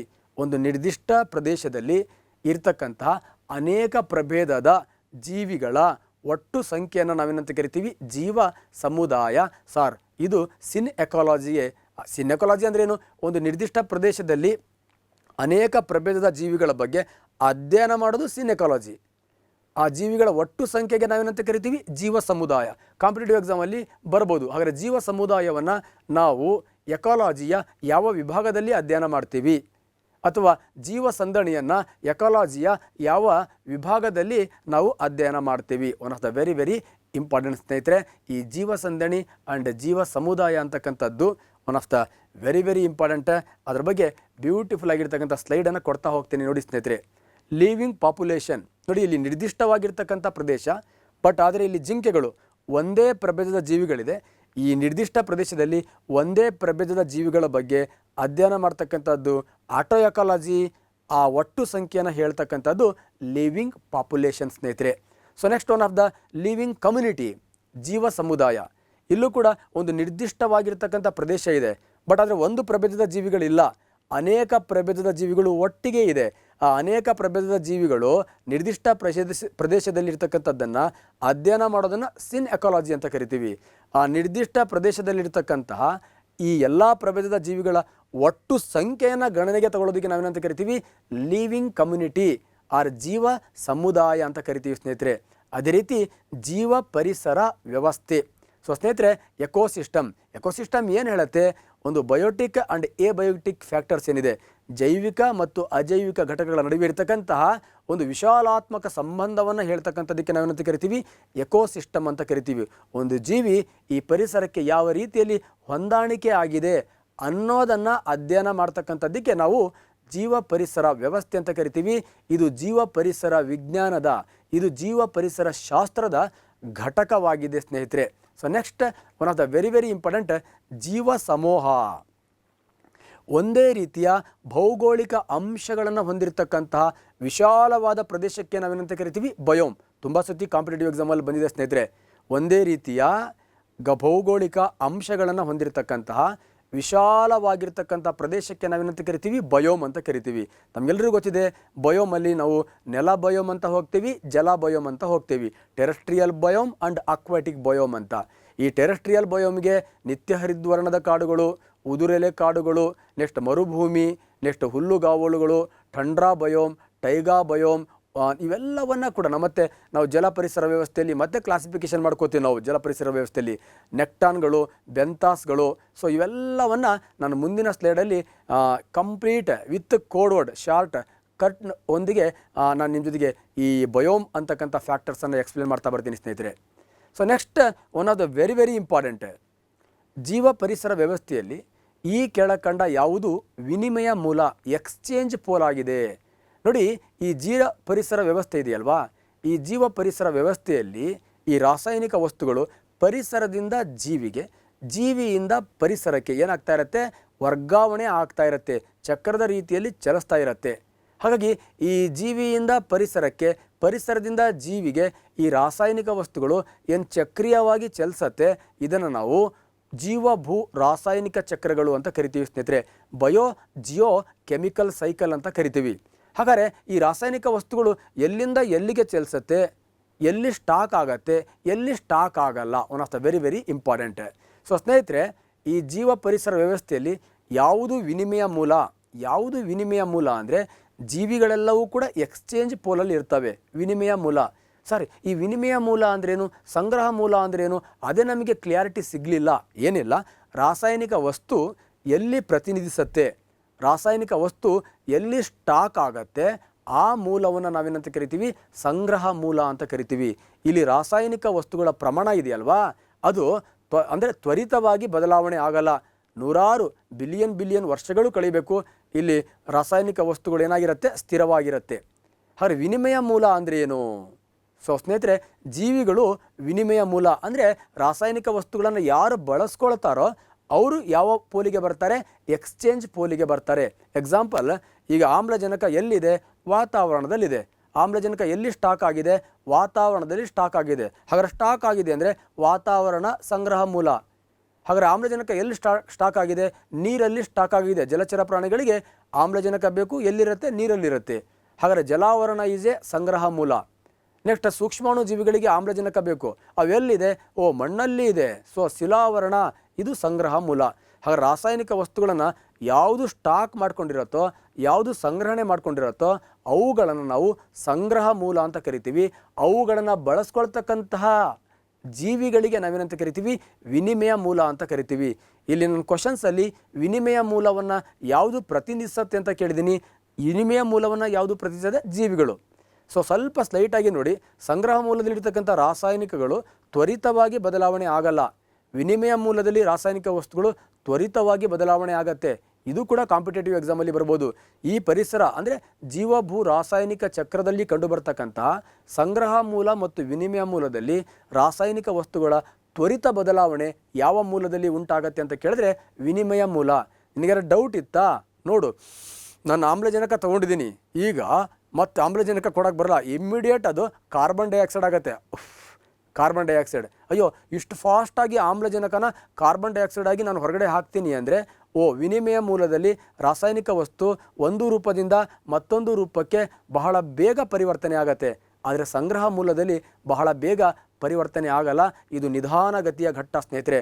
ವಾತಾವರಣದಲ್ಲಿ ನೈಟ್ರೋಜನ್ 78.8% ಇದೆ ಅಂದರೆ ಅಯ್ಯೋ ನೂರಾರು ವರ್ಷ, ಸಾವಿರಾರು ವರ್ಷ ಅದೇ ಪ್ರಮಾಣವನ್ನು ಕಾಯ್ಕೋತಾ ಇರುತ್ತೆ ಅದು. ಹಾಗಾಗಿ ಸಂಗ್ರಹ ಮೂಲದಲ್ಲಿ ರಾಸಾಯನಿಕ ವಸ್ತು ನಿಧಾನವಾಗಿ ಬದಲಾವಣೆ ಆಗತ್ತೆ. ವಿನಿಮಯ ಮೂಲದಲ್ಲಿ ರಾಸಾಯನಿಕ ವಸ್ತು ಏನಾಗುತ್ತೆ ಅಂದರೆ ಬಹಳ ಬೇಗ ಬದಲಾವಣೆ ಆಗತ್ತೆ. ಸಂಗ್ರಹ ಮೂಲ ವಾತಾವರಣ, ಜಲಾವರಣ, ಶಿಲಾವರಣ 3 ಸಂಗ್ರಹ ಮೂಲವನ್ನು ಪ್ರತಿನಿಧಿಸಿದರೆ ನಮ್ಮ ಸಸ್ಯಗಳು, ಪ್ರಾಣಿಗಳು ಅಂಡ್ ಸೂಕ್ಷ್ಮಾಣುಜೀವಿಗಳು, ಒಟ್ಟಾರೆಯಾಗಿ ಜೀವಿಗಳು ಯಾವ ಮೂಲವನ್ನು ಪ್ರತಿನಿಧಿಸುತ್ತೆ ಅಂದರೆ ವಿನಿಮಯ ಮೂಲವನ್ನು ಪ್ರತಿನಿಧಿಸುತ್ತೆ ಸ್ನೇಹಿತರೆ. Next one of the very very important, competitive ಎಕ್ಸಾಮ್ಗೆ ಬಂದೇ ಬರುತ್ತೆ ಅಂತ ಹೇಳ್ತಾ ಇದ್ದೀನಿ, ಬಂದಿಲ್ಲ, ಈ ವರ್ಷ ಪಕ್ಕಾ ಬರುತ್ತೆ. What is fixation? ಸ್ಥಿರೀಕರಣದಲ್ಲಿ ರಾಸಾಯನಿಕ ವಸ್ತು ಹೇಗೆ ಚಲನೆ ಆಗತ್ತೆ? ಹಾಗಾದ್ರೆ ಸ್ಥಿರೀಕರಣ ಅಂದ್ರೇನು, ಮರುಚಕ್ರೀಕರಣ ಅಂದ್ರೇನು? One of the very very important ಸ್ನೇಹಿತರೆ. ನನ್ನನ್ನು ಸರಿಯಾಗಿ ನೋಡಿ, ಈ PPT ಬಿಡಿ, ನನ್ನನ್ನು ಸರಿಯಾಗಿ ನೋಡಿ. ಸ್ಥಿರೀಕರಣ ಇಂಗ್ಲೀಷಲ್ಲಿ ಫಿಕ್ಸೇಷನ್ ಅಂತ ಕರಿತೀವಿ, ಮರುಚಕ್ರೀಕರಣ ರೀಸೈಕ್ಲಿಂಗ್ ಅಂತ ಕರಿತೀವಿ. ಹಾಗಾದರೆ ನಮಗೆ ಆಲ್ರೆಡಿ ಗೊತ್ತಿದೆ ರಾಸಾಯನಿಕ ವಸ್ತು ಎಲ್ಲಿರುತ್ತೆ? ಸಂಗ್ರಹ ಮೂಲದಲ್ಲಿ ಇರುತ್ತೆ. ಸಂಗ್ರಹ ಮೂಲದಿಂದ ರಾಸಾಯನಿಕ ವಸ್ತು ಯಾವ ಮೂಲಕ್ಕೆ ಬರುತ್ತೆ ನೋಡಿ. ಸಂಗ್ರಹ ಮೂಲದಲ್ಲಿ ಆಮ್ಲಜನಕ ಇದೆ. ಸಂಗ್ರಹ ಮೂಲ ಜೀವಿಗಳು, ವಿನಿಮಯ ಮೂಲ. ಸಂಗ್ರಹ ಮೂಲದಿಂದ ವಿನಿಮಯ ಮೂಲಕ್ಕೆ ರಾಸಾಯನಿಕ ವಸ್ತು ಬರುತ್ತೆ.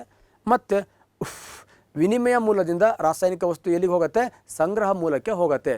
ಹಾಗಾದರೆ ಸ್ಥಿರೀಕರಣದಲ್ಲಿ ಏನಾಗುತ್ತೆ? ಸ್ಥಿರೀಕರಣದಲ್ಲಿ ರಾಸಾಯನಿಕ ವಸ್ತು ಸಂಗ್ರಹ ಮೂಲದಿಂದ ವಿನಿಮಯ ಮೂಲಕ್ಕೆ ಹೋಗುತ್ತೆ. ಅದೇ ಮರುಚಕ್ರೀಕರಣದಲ್ಲಿ ರಾಸಾಯನಿಕ ವಸ್ತು ವಿನಿಮಯ ಮೂಲದಿಂದ ಸಂಗ್ರಹ ಮೂಲಕ್ಕೆ ಹೋಗುತ್ತೆ ಸ್ನೇಹಿತರೆ. ನಾವೊಂದು ಉಸಿರಾಟನ ಎಕ್ಸಾಂಪಲ್ ತಗೊಂಡ್ರೆ, ಎಕ್ಸಾಂಪಲ್ ಈಗ ಸಸ್ಯ ಕಾರ್ಬನ್ ಡೈಆಕ್ಸೈಡನ್ನು ತಗೊಳ್ತಾ ಇದೆ. ಹಾಗಾದ್ರೆ ಸಸ್ಯ ಕಾರ್ಬನ್ ಡೈಆಕ್ಸೈಡನ್ನು ತಗೊಳ್ತಾ ಇರತಕ್ಕಂಥ ಕ್ರಿಯೆ ಯಾವುದು? ಸ್ಥಿರೀಕರಣ. ಅದೇ ಸಸ್ಯ ಆಮ್ಲಜನಕವನ್ನು ಬಿಡ್ತಾ ಇರತಕ್ಕಂಥ ಕ್ರಿಯೆ ಯಾವುದು? ಸರ್, ಮರುಚಕ್ರೀಕರಣ. ಈ ನೋಡಿ, ಆಕಳು ಆಮ್ಲಜನಕವನ್ನು ತೆಗೆದುಕೊಳ್ತಾ ಇರತಕ್ಕಂಥ ಕ್ರಿಯೆ ಯಾವುದು? ಸರ್, ಆಮ್ಲಜನಕವನ್ನು ತೆಗೆದುಕೊಳ್ತಾ ಇರತಕ್ಕಂಥದ್ದು ಫಿಕ್ಸೇಷನ್.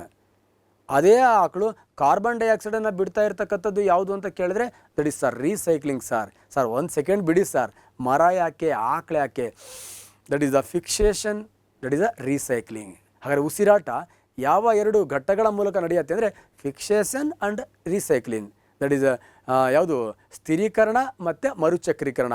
ಪಕ್ಕಾ ಅರ್ಥ ಆಗಿದೆ ಅಂತ ಅನ್ಕೋತೀನಿ. ಅರ್ಥ ಆಗಿಲ್ಲ ಅಂದರೆ ನೀವೇ ಪ್ರಾಕ್ಟಿಕಲ್ ಮಾಡಿ, ಅಲ್ಲಿ ನಿಮಗೆ ಸ್ಥಿರೀಕರಣನೂ ಗೊತ್ತಾಗುತ್ತೆ, ಮರುಚಕ್ರೀಕರಣನೂ ಕೂಡ ಗೊತ್ತಾಗುತ್ತೆ ಸ್ನೇಹಿತರೆ. ಸೊ ಸ್ನೇಹಿತರೆ, ಈ ಸಂಗ್ರಹ ಮೂಲ, ವಿನಿಮಯ ಮೂಲ, ಸ್ಥಿರೀಕರಣ, ಮರುಚಕ್ರೀಕರಣ ಇಷ್ಟು ಅಂಶಗಳು ಗೊತ್ತಾದ ಮೇಲೆ ನಾವು ಜೀವಭೂ ರಾಸಾಯನಿಕ ಚಕ್ರಗಳ ಬಗ್ಗೆ ತಿಳಿಲೇಬೇಕಾಗಿರ್ತಕ್ಕಂಥ ಅನಿವಾರ್ಯತೆ ಇದೆ. ಸರ್, ಅಂಥ ಅನಿವಾರ್ಯತೆ ಏನಿದೆ? ಪ್ರೀವಿಯಸ್ ಇಯರ್ ಎಕ್ಸಾಮ್ ಕ್ವಶನ್ ಪೇಪರನ್ನು ಸರಿಯಾಗಿ ನೋಡಿ, ಅದರಲ್ಲಿ ಕೇಳ್ತಾನೆ ಬಯೋ ಜಿಯೋ ಸೈಕಲ್ಗಳಲ್ಲಿ which is the gaseous cycle, which is the sedimentary cycle ಅಂತ ಕೇಳ್ತಾನೆ. ಈ ಜೀವಭೂ ರಾಸಾಯನಿಕ ಚಕ್ರಗಳಲ್ಲಿ ಅನಿಲದ ಚಕ್ರಗಳು ಯಾವುದು, ನೆಕ್ಸ್ಟ್ ಚೆರಟದ ಚಕ್ರಗಳು ಯಾವುದು ಅಂತ ಕೇಳ್ತಾನೆ. ನಮಗೆ ಗೊತ್ತಿರಬೇಕು, ಅನಿಲದ ಚಕ್ರಗಳು ಅಂದರೆ ಆ ವಸ್ತು, ಆ ರಾಸಾಯನಿಕ ವಸ್ತು ಯಾವ ರೂಪದಲ್ಲಿ ಇರಬೇಕು ಅಂದರೆ ಅನಿಲ ರೂಪದಲ್ಲಿ ಇರಬೇಕು. ಚೆರಟದ ಚಕ್ರ ಅಂದರೆ ಆ ರಾಸಾಯನಿಕ ವಸ್ತುಗಳು ಯಾವ ರೂಪದಲ್ಲಿ ಇರಬೇಕು ಅಂದರೆ ಘನ ಸ್ಥಿತಿಯಲ್ಲಿ ಇರಬೇಕು. ಹಾಗಾದ್ರೆ ಇಲ್ಲಿ ಯಾವ ಚಕ್ರ ಕೇಳಿದ್ದಾನೆ? ಚೆರಟದ ಚಕ್ರ ಕೇಳಿದ್ದಾನೆ. ಚೆರಟ or sedimentary cycle. Sedimentary or ಚೆರಟ ಅಂದರೆ ನಿಮಗೇನು ಗೊತ್ತಿರಬೇಕು? Solid solid solid. ಹಾಗಾದ್ರೆ ಇಲ್ಲಿ ನೋಡಿ ಆಪ್ಷನ್ಸ್. ಆಕ್ಸಿಜನ್ ಸರ್ ಅನಿಲ ಸರ್, ಕಾರ್ಬನ್ ಅಂದರೆ ಕಾರ್ಬನ್ ಡೈಆಕ್ಸೈಡ್ ಅನಿಲ ಸರ್, ನೈಟ್ರೋಜನ್ ಅನಿಲ ಸರ್ ಗಂಧಕ ಸರ್, ಪಟಾಕಿ ಸರ್, ಬಾಂಬ್ಗಳಲ್ಲಿ ಸರ್, ಪಕ್ಕಾ ಸರ್ ಈ ಗಂಧಕ ಅಂತಕ್ಕಂಥದ್ದು ಚೆರಟದ ಚಕ್ರ. ಹಾಗಾದ್ರೆ ಒಂದ್ಸತಿ ಈ ಅನಿಲದ ಚಕ್ರ, ಚೆರಟದ ಚಕ್ರನ ನೋಡಿಬಿಡೋಣ. ಕಾಂಪಿಟೇಟಿವ್ ಎಕ್ಸಾಮಲ್ಲಿ ಪಕ್ಕಾ ಒಂದು ಕ್ವಶನ್ ಬರುತ್ತೆ. ಈ ಅನಿಲದ ಚಕ್ರಗಳಿಗೆ ಉದಾಹರಣೆ ಆಮ್ಲಜನಕದ ಚಕ್ರ, ನೆಕ್ಸ್ಟ್ ಕಾರ್ಬನ್ ಚಕ್ರ, ನೆಕ್ಸ್ಟ್ ನೈಟ್ರೋಜನ್ ಚಕ್ರ. ಚೆರಟದ ಚಕ್ರಗಳಿಗೆ ಉದಾಹರಣೆ ಸಲ್ಫರ್ ಚಕ್ರ ಆ್ಯಂಡ್ ರಂಜಕದ ಚಕ್ರ. ಇದನ್ನು ಮಿಕ್ಸ್ ಮಾಡಿ ಕಾಂಪಿಟೇಟಿವ್ ಎಕ್ಸಾಮಲ್ಲಿ ಕೇಳ್ತಾನೆ. ಮಿಕ್ಸ್ ಮಾಡಿ ಕೇಳದೇ ಇದ್ದರೆ ಕೆಳಗಡೆ ಇದೆಯಾ ನೋಡಿ, complete cycle and incomplete cycle ಅಂತ. ಸರ್ ಏನು ಸರ್ ಕಂಪ್ಲೀಟ್ ಸೈಕಲ್? ಕಂಪ್ಲೀಟ್ ಅಂದರೆ ಏನಿಲ್ಲ, ಈಗ ಆಮ್ಲಜನಕದ ಚಕ್ರನೇ ತಗೊಳ್ಳೋಣ. ಎಕ್ಸಾಂಪಲ್, ಈ ಸಸ್ಯ ಏನು ಮಾಡುತ್ತೆ? ವಾತಾವರಣಕ್ಕೆ ಆಮ್ಲಜನಕವನ್ನು ಕೊಡುತ್ತೆ, ದಟ್ ಈಸ್ ಮರುಚಕ್ರೀಕರಣ. ಆ ಆಮ್ಲಜನಕವನ್ನು ನಾನು ತಗೊಳ್ತೀನಿ, ಸ್ಥಿರೀಕರಣ. ತಗೊಂಡು ನಾನೇನು ಮಾಡ್ತೀನಿ? ಕಾರ್ಬನ್ ಡೈಆಕ್ಸೈಡನ್ನು ಬಿಡ್ತೀನಿ. ಆ ಕಾರ್ಬನ್ ಡೈಆಕ್ಸೈಡನ್ನು ತಗೊಂಡು ಸಸ್ಯ ಏನು ಮಾಡುತ್ತೆ? ಮತ್ತೆ ಆಮ್ಲಜನಕವನ್ನು ಎಲ್ಲಿತ್ತೋ, ನಾನು ಎಲ್ಲಿಂದ ತೊಗೊಂಡಿದ್ನೋ ಅಲ್ಲೇ ಬಿಡತ್ತೆ. ಎಕ್ಸಾಂಪಲ್ ಮತ್ತೆ ಅರ್ಥ ಆಗಿಲ್ಲ ಅಂದರೆ, ಸಸ್ಯ ಆಮ್ಲಜನಕವನ್ನು ವಾತಾವರಣಕ್ಕೆ ಬಿಡುತ್ತೆ. ಹಾಗಾದರೆ ಈ ವಾತಾವರಣದಲ್ಲಿ ಏನಿದೆ? ಆಮ್ಲಜನಕ ಇದೆ. ವಾತಾವರಣದಲ್ಲಿ ಆಮ್ಲಜನಕ ಇದೆ. ಆಮ್ಲಜನಕ ಈ ವಾತಾವರಣದಿಂದ ಯಾರಿಗೆ ಬರುತ್ತೆ? ಜೀವಿಗಳಿಗೆ ಬರುತ್ತೆ ಉಸಿರಾಟ ಕ್ರಿಯೆ ಮೂಲಕ. ಆ ಜೀವಿಗಳು ಆ ಆಮ್ಲಜನಕವನ್ನು ಬಳಸ್ಕೊಂಡು ಕಾರ್ಬನ್ ಡೈಆಕ್ಸೈಡನ್ನು ಬಿಡುತ್ತೆ. ಆ ಕಾರ್ಬನ್ ಡೈಆಕ್ಸೈಡ್ ಮತ್ತು ವಾತಾವರಣಕ್ಕೆ ಬರುತ್ತೆ. ಆಮ್ಲಜನಕ ಬರಲಿಲ್ಲ, ಆಮ್ಲಜನಕನೇ ಬರಬೇಕು. ಮತ್ತೆ ಆ ಕಾರ್ಬನ್ ಡೈಆಕ್ಸೈಡನ್ನು ಸಸ್ಯಗಳೇನು ಮಾಡ್ತವೆ? ದ್ವಿತೀಯ ಸಂಶ್ಲೇಷಣೆ ಕ್ರಿಯೆಗೆ ಬಳಸ್ಕೋತವೆ. ದ್ವಿತೀಯ ಸಂಶ್ಲೇಷಣೆ ಕ್ರಿಯೆಗೆ ಸಸ್ಯಗಳು ಬಳಸ್ಕೊಂಡು ಆಮ್ಲಜನಕ ನಾವು ಎಲ್ಲಿಂದ ತೊಗೊಂಡಿದ್ವಲ್ವಾ ಅಲ್ಲಿಗೆ ಮತ್ತೆ ತಂದು ಆಮ್ಲಜನಕವನ್ನು ಹಾಕ್ತಾವೆ. ಓ, ಆಮ್ಲಜನಕ ಎಲ್ಲಿಂದ ಹೋಗಿತ್ತೋ ಅಂದರೆ ವಾತಾವರಣದಿಂದ ಹೋಗಿದ್ದು ಮತ್ತೆ ವಾತಾವರಣಕ್ಕೆ ಬಂದು ಅದೇ ಅನುಪಾತವನ್ನು 21% ಗಾಳಿಯಲ್ಲಿ ಆಮ್ಲಜನಕ ಇದೆ ಅಂತ ಹೇಳ್ತೀವಿ. ಅದೇ ರೇಷಿಯೋನ ಅದು ಯಾಕೆ ಮೇಂಟೈನ್ ಮಾಡುತ್ತೆ ಅಂದರೆ ಈ ಅನಿಲದ ಚಕ್ರಗಳು ಎಂತಹ ಚಕ್ರಗಳಾಗಿದೆ ಅಂತ ಕೇಳಿದ್ರೆ ಪರಿಪೂರ್ಣ ಚಕ್ರಗಳಾಗಿದೆ ಸ್ನೇಹಿತರೆ. ಹಾಗಾದರೆ ಚರಟದ ಚಕ್ರಗಳೇನಿದೆ, ಈ ಸೆಡಿಮೆಂಟರಿ ಸೈಕಲ್ಸ್ಗಳೇನಿದೆ, ಜೀವಭೂ ರಾಸಾಯನಿಕ ಚಕ್ರಗಳಲ್ಲಿ ಬರ್ತಕ್ಕಂಥ ಸೆಡಿಮೆಂಟರಿ ಸೈಕಲ್ಸ್ಗಳು ಇವು ಅಪರಿಪೂರ್ಣ ಚಕ್ರಗಳು. ಹಾಗಾದರೆ ಈ ಗಂಧಕ ಇರ್ಬೋದು, ರಂಜಕ ಇರ್ಬೋದು, ಎಲ್ಲಿ ಸಿಗತ್ತೆ? ಬಂಡೆಗಳಲ್ಲಿ ಸಿಗತ್ತೆ. ಹಾಗಾದರೆ ಬಂಡೆಗಳಲ್ಲಿ, ಮಣ್ಣುಗಳಲ್ಲಿ ಸಿಗತ್ತೆ. ಹಾಗಾದರೆ ಬಂಡೆಗಳು, ಮಣ್ಣು, ಬಂಡೆಗಳಿಂದ ಮಣ್ಣಾಗತ್ತೆ. ಹಾಗಾದರೆ ಬಂಡೆ ಮಣ್ಣು ಯಾವ ವಲಯ ಅದು ಸಾರ್? ಅದು ದೊಡ್ಡದ ಶಿಲಾಗೋಳ ಸಾರ್. ಹಾಗಾದರೆ ಶಿಲಾಗೋಳದಲ್ಲಿರ್ತಕ್ಕಂತಹ ಈ ಸಲ್ಫರ್ ಮತ್ತು ರಂಜಕ ಅಲ್ಲಿರ್ತಕ್ಕಂಥ ಪಾಚಿಗಳಿಂದ ಅಥವಾ ಅಲ್ಲಿರ್ತಕ್ಕಂಥ ಶಿಲೆಗಳ ಶಿಥಲೀಕರಣದಿಂದ ಮಣ್ಣಿಗೆ ಬರುತ್ತೆ. ಮಣ್ಣಿಂದ ನೀರಿಗೆ ಸೇರ್ಕೊಳ್ಳುತ್ತೆ. ನೀರಿಂದ ಕೆರೆ, ಡ್ಯಾಮು ಹೊಳ್ಕೊಂಡು ಬಂದು ಸಮುದ್ರಕ್ಕೆ ಸೇರುತ್ತೆ ಸ್ನೇಹಿತರೆ. ಶಿಲಾವರಣದಲ್ಲಿರ್ತಕ್ಕಂತಹ ಈ ಸಲ್ಫರ್ಗಳು, ರಂಜಕಗಳು ಜಲಾವರಣಕ್ಕೆ ಬರುತ್ತೆ, ಮತ್ತೆ ಪುನಃ ಶಿಲಾವರಣಕ್ಕೆ ಹೋಗಲ್ಲ. ಹಾಗಾಗಿ ಇವು ಹುಟ್ಟಿದ್ದೇ ಎಲ್ಲೋ, ನೆಕ್ಸ್ಟ್ ಬಂದಿದ್ದೇ ಎಲ್ಲೋ, ಒಂಥರ ಹೆಣ್ಮಕ್ಳಿದ್ದಂಗೆ. ಸೊ ಸಲ್ಫರ್ ಮತ್ತು ರಂಜಕಗಳಿಗೆ ತವರು ಮನೆ ಶಿಲಾಗೋಳ. ನೆಕ್ಸ್ಟ್ ಅವೆಲ್ಲ ಏನೇನೋ ಕೆಲಸ ಮಾಡಿಕೊಂಡು ನೆಕ್ಸ್ಟ್ ಜಲಾಗೋಳ ಗಂಡನ ಮನೆಗೆ ಬರುತ್ತೆ. ಮತ್ತೆ ತವ್ರ ಮನೆಗೆ ಬೇಡ, ಬಟ್ ಗಂಡನ ಮನೆಯೇ ಶಾಶ್ವತ ಮನೆ. ಈ ಥರ ಶಿಲಾಗೋಳದಿಂದ ಜಲಾವರಣಕ್ಕೆ ಬಂದು ಸ್ಟಾಕ್ ಆಗುತ್ತೆ, ಮತ್ತು ಶಿಲಾವರಣಕ್ಕೆ ಹೋಗೋದಿಲ್ಲ. ಹಾಗಾಗಿ ಇವು ಇನ್ಕಂಪ್ಲೀಟ್ ಸೈಕಲ್. ಕಾಂಪಿಟೇಟಿವ್ ಎಕ್ಸಾಮಲ್ಲಿ ಬರುತ್ತೆ. ಈ ಕೆಳಕಂಡ ಜೀವಭೂ ರಾಸಾಯನಿಕ ಚಕ್ರಗಳಲ್ಲಿ ಯಾವುದು ಅಪರಿಪೂರ್ಣ ಚಕ್ರವಾಗಿದೆ? ಈ ಕೆಳಕಂಡ ಜೀವಭೂ ರಾಸಾಯನಿಕ ಚಕ್ರಗಳಲ್ಲಿ ಯಾವುದು ಪರಿಪೂರ್ಣ ಚಕ್ರವಾಗಿದೆ ಅಂತ ಕಾಂಪಿಟೇಟಿವ್ ಎಕ್ಸಾಮಲ್ಲಿ ಬರುತ್ತೆ. ಅರ್ಥ ಆಗಿದೆ ಅಂತ ಅನ್ಕೋತೀನಿ. ಸೊ ಸ್ನೇಹಿತರೆ, ಈ ಸ್ಲೈಡ್ಸ್ಗಳೆಲ್ಲ ನೋಡೋದು ಬಿಡಿ, ಆರಾಮ್ ಮೆದುಳಲ್ಲಿ ಒಂದು ಪಿಕ್ಚರ್ನ ಮಾಡಿ ಎಂಜಾಯ್ ಮಾಡಿ ಕಂಟೆಂಟನ್ನು. EVS ಅಲ್ಲಿ 2-3 ಕ್ವಶನ್ಸ್ ಕೇಳ್ತಾನೆ, ಅಯ್ಯೋ ಅಲ್ಲೇ ಖುಷಿಯಾಗಿ ಟಿಕ್ ಮಾಡಿ ಅಂತ ಹೇಳ್ತಾ ನೆಕ್ಸ್ಟ್ ಮತ್ತೊಂದು ಪ್ರಶ್ನೆಗೆ ಎಂಟ್ರಿ ಆಗ್ತೀನಿ ಸ್ನೇಹಿತರೆ. ಈ ಕೆಳಗಿನವುಗಳಲ್ಲಿ ಕೂಡು ಜೀವನ ನಡೆಸ್ತಕ್ಕಂತಹ ಜೀವಿ ಯಾವುದು? ಸಿಂಬಯೋಸಿಸ್ ರಿಲೇಷನ್ಶಿಪ್ಪನ್ನು ಹೊಂದಿರತಕ್ಕಂಥ ಜೀವಿ ಯಾವುದು ಅಂತ ನಾನು ಇದರಲ್ಲಿ ಕೊಟ್ಟಿದ್ದೀನಿ ಸ್ನೇಹಿತರೆ ನಿಮಗೆ. ಆದರೆ ಕೂಡು ಜೀವನ ಅಂದ್ರೇನು, ಸಿಂಬಯೋಸಿಸ್ ಅಂದ್ರೇನು? ಸರ್ ಅಲ್ಲೇ ಹೆಸರಲ್ಲಿದೆ, ಕೂಡ್ಕೊಂಡು ಜೀವನ ಮಾಡೋದು. ಕೂಡಾಕಿ ಎಷ್ಟು ಬೇಕು? ಅಟ್ಲೀಸ್ಟ್ 2 ಜೀವಿ ಬೇಕು ಸ್ನೇಹಿತರೆ. ಹಾಗಾದರೆ ಸಿಂಪಲ್, ಈ ಕೆಳಗಿನವುಗಳಲ್ಲಿ ಸಿಂಬಯೋಸಿಸ್ ರಿಲೇಷನ್ಶಿಪ್ ಆರ್ ಕೂಡು ಜೀವನವನ್ನು ಮಾಡ್ತಕ್ಕಂತಹ ಜೀವಿ ಯಾವುದಪ್ಪ ಅಂತ ಕೇಳಿದ್ರೆ ಲೈಕೆನ್ಸು ಹೌದು, ರೈಜೋಬಿಯಂಬು ಹೌದು ಸ್ನೇಹಿತರೆ. ಸೊ ಸ್ನೇಹಿತರೆ, ಲೈಕೆನ್ಸ್ಗಳನ್ನು ನಮ್ಮ ಅಚ್ಚ ಕನ್ನಡದಲ್ಲಿ ನಾವೇನಂತ ಕರಿತೀವಿ? ಕಲ್ಲು ಹೂಗಳು ಅಂತ ಕರಿತೀವಿ. ಹಾಗಾದರೆ ಈ ಲೈಕೆನ್ಸ್ಗಳು ಏನು? ಥ್ಯಾಲೋಫೈಟಾ. ಪಾಪ ಇವುಗಳಿಗೆ ಬೇರಿಲ್ಲ, ಎಲೆ ಇಲ್ಲ, ಬರೀ ಥ್ಯಾಲಸ್ ಅಂದರೆ ಕಾಂಡ ಇದೆ. ಆ ಥ್ಯಾಲಸನ್ನು ಮಾತ್ರ ಹೊಂದಿರತಕ್ಕಂಥ ಈ ವಿಶೇಷವಾಗಿರ್ತಕ್ಕಂಥ ಜೀವಿಗಳೇನಿದೆ, ಈ ಜೀವಿಗಳಿಗೆ ನಾವಂತ ಕರಿತೀವಿ ಕಲ್ಲು ಹೂಗಳು, ಲೈಕೆನ್ಸ್ಗಳು ಅಂತ ಕರಿತೀವಿ. ಹಾಗಾದರೆ ಈ ಜೀವಿಗಳು ಉಗಮವು ಹೇಗಾಯಿತು? ಇವು ಹೇಗೆ ಕೂಡ್ಕೊಂಡು ಜೀವನ ಮಾಡ್ತವೆ? ಯಾರು ಕೂಡ್ಕೊಂಡು ಜೀವನ ಮಾಡ್ತಾರೆ? ಲೈಕೆನ್ಸೇ ಕೂಡ್ಕೋತಾವ? ನೋ. ಲೈಕೆನ್ಸ್ ಹೇಗೆ ರೆಡಿ ಆಗುತ್ತೆ ಅಂದರೆ ಸಿಂಪಲ್, ತಮ್ಮೆಲ್ಲರಿಗೂ ಗೊತ್ತಿದೆ, ನಮ್ಮ ಪರಿಸರಕ್ಕೆ ಅತಿ ಹೆಚ್ಚು ಆಮ್ಲಜನಕವನ್ನು ಡೊನೇಟ್ ಮಾಡ್ತಕ್ಕಂತಹ ಜೀವಿ ಯಾವುದಪ್ಪ ಅಂತ ಕೇಳಿದ್ರೆ ಆಲ್ಗೆಗಳು, ಶೈವಲಗಳು. ಪಾಪ ಈ ಶೈವಲಗಳಿಗೆ ಅಂದರೆ ಆಹಾರವನ್ನು ತಯಾರಿಸಿ ಅಂದರೆ ಫುಡ್ಡನ್ನು ರೆಡಿ ಮಾಡ್ತಕ್ಕಂಥ ಕೆಪಾಸಿಟಿ ಇದೆ. ನೆಕ್ಸ್ಟ್ ಇನ್ನೊಂದು ಜೀವಿ ಬರುತ್ತೆ, ಫಂಗಸ್ಗಳು ಅಂತ, ಶಿಲೀಂಧ್ರಗಳು. ಈ ಶಿಲೀಂಧ್ರಗಳಿಗೆ ಸ್ವಂತ ಆಹಾರ ತಯಾರಿಸ್ಕೊಳ್ಳೋಕ್ಕೆ ಬರಲ್ಲ. ಆಲ್ಗೆಗಳಿಗೆ ಸ್ವಂತ ಆಹಾರ ತಯಾರಿಸೋಕ್ಕೆ ಬರುತ್ತೆ, ಆದರೆ ಹೀರ್ಕೊಳ್ಳೋಕೆ ಬರಲ್ಲ. ನಮ್ಮ ಶಿಲೀಂಧ್ರಗಳಿಗೆ, ಫಂಗಸ್ಗಳಿಗೆ ಹೀರ್ಕೊಳ್ಳೋಕೆ ಬರುತ್ತೆ, ಆದರೆ ಸ್ವಂತ ಆಹಾರ ತಯಾರಿಸೋಕ್ಕೆ ಬರಲ್ಲ. ಒಂದು ದಿವಸ ಈ ಆಲ್ಗೆ ಮತ್ತು ಫಂಗಸ್ ಎರಡೂ ಸೇರ್ಕೊಂಡು ನೋಡಯ್ಯ ನನಗೆ ಅಡುಗೆ ಮಾಡೋಕ್ಕೆ ಬರುತ್ತೆ, ಹೀರ್ಕೊಳ್ಳೋಕೆ ಬರಲ್ಲ ಅಂತ ಆಲ್ಗೆ ಹೇಳುತ್ತೆ. ಪಾಪ ಈ ಫಂಗಸ್ ಹೇಳುತ್ತೆ, ನಂದೊಂದು ಪ್ರಾಬ್ಲಮ್ ಕಣೋ, ನನಗೆ ಹೀರ್ಕೊಳ್ಳೋಕೆ ಬರುತ್ತೆ ಆದರೆ ಅಡುಗೆ ಮಾಡೋಕ್ಕೆ ಬರಲ್ಲ, ನಾವು ಯಾಕೆ ಓಡಿ ಹೋಗಿ ಕೂಡಿ ಜೀವನ ಮಾಡಬಾರದು? ಹೌದು ಸ್ನೇಹಿತರೆ, ಈ ಆಲ್ಗೆ ಮತ್ತು ಫಂಗಸ್ ಎರಡೂ ಕೂಡಿಕೊಂಡು ಒಂದು ಹೊಸ ಜೀವಿ ಸೃಷ್ಟಿಯಾಗತ್ತೆ. ಆ ಹೊಸ ಜೀವಿನೇ ಲೈಕೆನ್ಸ್, ಕಲ್ಲು ಹೂಗಳು. ಈ ಕಲ್ಲು ಹೂಗಳಲ್ಲಿ ಅಡುಗೆ ಮಾಡೋದು ಯಾವುದಪ್ಪ ಅಂದರೆ ಆಲ್ಗೆ. ಆ ಅಡುಗೆಗೆ ಬೇಕಾಗಿರ್ತಕ್ಕಂತಹ ನೀರು, ಲವಣಾಂಶಗಳನ್ನು ಹೀರ್ಕೊಂಡು ಕೊಡೋದು ಯಾವುದಪ್ಪ ಅಂತ ಕೇಳಿದ್ರೆ ಫಂಗಸ್ ಸ್ನೇಹಿತರೆ. One of the very very important. ಅರ್ಥ ಆಗಿದೆ ಅಂತ ಅನ್ಕೋತೀನಿ ಸ್ನೇಹಿತರೆ. ನೆಕ್ಸ್ಟ್ ಎರಡನೇದಿದೆ ರೈಜೋಬಿಯಂ. ನಿಮ್ಮೆಲ್ಲರಿಗೂ ಗೊತ್ತಿದೆ, ವಾತಾವರಣದಲ್ಲಿ 78% ನೈಟ್ರೋಜನ್ ಇದೆ. ಈ ನೈಟ್ರೋಜನ್ ಸಸ್ಯಗಳ ಬೆಳವಣಿಗೆಗೆ ಬೇಕಾಗಿರ್ತಕ್ಕಂತಹ ಪೋಷಕಾಂಶ. ಬಟ್ ಯಾವುದೇ ಸಸ್ಯಗಳಿರಲಿ ಈ ನೈಟ್ರೋಜನನ್ನು ನೇರವಾಗಿ ತಗೊಳಕ್ಕೆ ಆಗಲ್ಲ. ನೈಟ್ರೋಜನ್ನ ಸಸ್ಯಗಳು ನೇರವಾಗಿ ತಗೊಳ್ಳೋದು ಆಗಿದ್ದರೆ ನಾವು ಯೂರಿಯಾ ಗೊಬ್ಬರವನ್ನು ಹಾಕೋ ಅನಿವಾರ್ಯತೆಯೇ ಇರ್ತಿರಲಿಲ್ಲ. ಯಾಕಂದರೆ ಅಷ್ಟು ನೈಟ್ರೋಜನ್ ವಾತಾವರಣದಲ್ಲಿದೆ. ಹಾಗಾದರೆ ಸಸ್ಯದ ಬೆಳವಣಿಗೆಗೆ ಬೇಕಾಗಿರ್ತಕ್ಕಂಥ ನೈಟ್ರೋಜನನ್ನು ಸಸ್ಯಗಳಿಗೆ ಯಾರು ಕೊಡ್ತಾರೆ, ಅಥವಾ ಯಾವ ಸಸ್ಯಗಳು ಆ ನೈಟ್ರೋಜನ್ನ ಪಡ್ಕೊಳ್ತವೆ? ತಮ್ಮೆಲ್ಲರಿಗೂ ಗೊತ್ತಿದೆ, ದ್ವಿದಳ ಧಾನ್ಯಗಳು, ಡೈಕಾಟ್ ಪ್ಲ್ಯಾಂಟ್ಸ್, ಅದರಲ್ಲಿ ವಿಶೇಷವಾಗಿ ಲೆಗ್ಯುಮಿನಸ್ ಜಾತಿಯ ಸಸ್ಯಗಳು. ನೀವು ಶೇಂಗಾ ಗಿಡ ಇರ್ಬೋದು, ಕಿತ್ತು ನೋಡಿ ಅದರಲ್ಲಿ ಗಂಟಿರುತ್ತೆ. ನೀವು ಶೇಂಗಾ ಗಿಡ ನೋಡಿದಿರಲ್ಲ ಅಂತ ಹೇಳಿ ನಾನೇ ಕಿತ್ತು ಆ PPT ಹಾಕಿದ್ದೀನಿ ನೋಡಿ. ಆ ಶೇಂಗಾ ಗಿಡದ ಏನು ಬೇರುಗಳಿದೆ ಆ ಬೇರುಗಳಲ್ಲಿ ಗಂಟಿದೆ. ಗಂಟು ಅಂದರೆ ಒಂದು ಜಾಗ ಇದೆ, ಲಾರ್ಡ್ಸ್. ಆ ಗಂಟಲ್ಲಿ ನಾನು ಉಳ್ಕೊಳ್ತೀನಿ ಅಂತ ಒಂದು ಬ್ಯಾಕ್ಟೀರಿಯಾ ಬರುತ್ತೆ, ದಟ್ ಈಸ್ ರೈಸೋಬಿಯಂ ಬ್ಯಾಕ್ಟೀರಿಯಾ. ಶೇಂಗಾ ಗಿಡ, ನಿನ್ನ ಬೇರಲ್ಲಿರ್ತಕ್ಕಂಥ ಗಂಟಿದೆಯಲ್ಲ ಅಲ್ಲಿ ನನಗೆ ವಾಸ ಮಾಡೋಕ್ಕೆ ಜಾಗ ಕೊಡೋ ಅಂತ. ಅವಾಗ ಹೇಳುತ್ತೆ, ನಿನಗೆ ವಾಸ ಮಾಡೋಕ್ಕೆ ಜಾಗ ಕೊಡ್ತೀನಿ, ನನಗೆ ನೀನೇನು ಫೀಸ್ ಕೊಡ್ತೀಯಾ ಅಂತ. ನೀನು ಏನು ಕೇಳಿದ್ರು ಕೊಡ್ತೀನಿ, ನೀನು ಏನು ಕೊಡೋದು ಬೇಡ, ನನಗೆ ಈ ವಾತಾವರಣದಲ್ಲಿರ್ತಕ್ಕಂಥ ನೈಟ್ರೋಜನನ್ನು ಅಬ್ಸಾರ್ವ್ ಮಾಡಿ ಕೊಡು ಅಂತ ಹೇಳುತ್ತೆ. ಅಷ್ಟೇನಾ ಅಂತ ಹೇಳಿ ವಾತಾವರಣದಲ್ಲಿರ್ತಕ್ಕಂಥ ನೈಟ್ರೋಜನನ್ನು ರೈಸೋಬಿಯಂ ಅಬ್ಸಾರ್ವ್ ಮಾಡಿ ಈ ಲೆಗ್ಯುಮಿನಸ್ ಜಾತಿಯ ಸಸ್ಯದ ಗಂಟುಗಳಲ್ಲಿ ತುಂಬತ್ತೆ.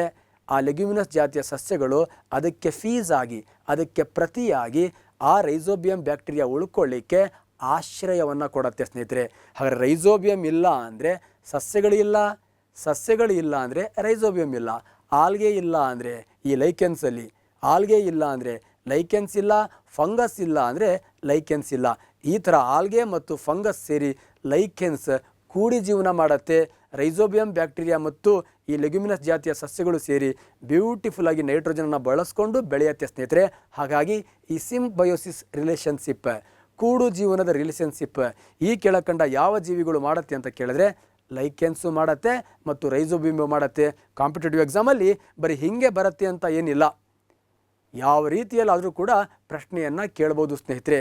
One of the very important, ಈ ಸಿಂಬಯೋಸಿಸ್ ಜೀವನವನ್ನು ನಡೆಸ್ತಕ್ಕಂಥ ಬ್ಯಾಕ್ಟೀರಿಯಾ ಯಾವುದು ಅಂತ ಕೇಳ್ಬೋದು. ನೈಟ್ರೋಜನ್ ಸ್ಥಿರೀಕರಣ ಮಾಡ್ತಕ್ಕಂಥ ಸಸ್ಯಗಳು ಯಾವುದು ಅಂತ ಕೇಳ್ಬೋದು.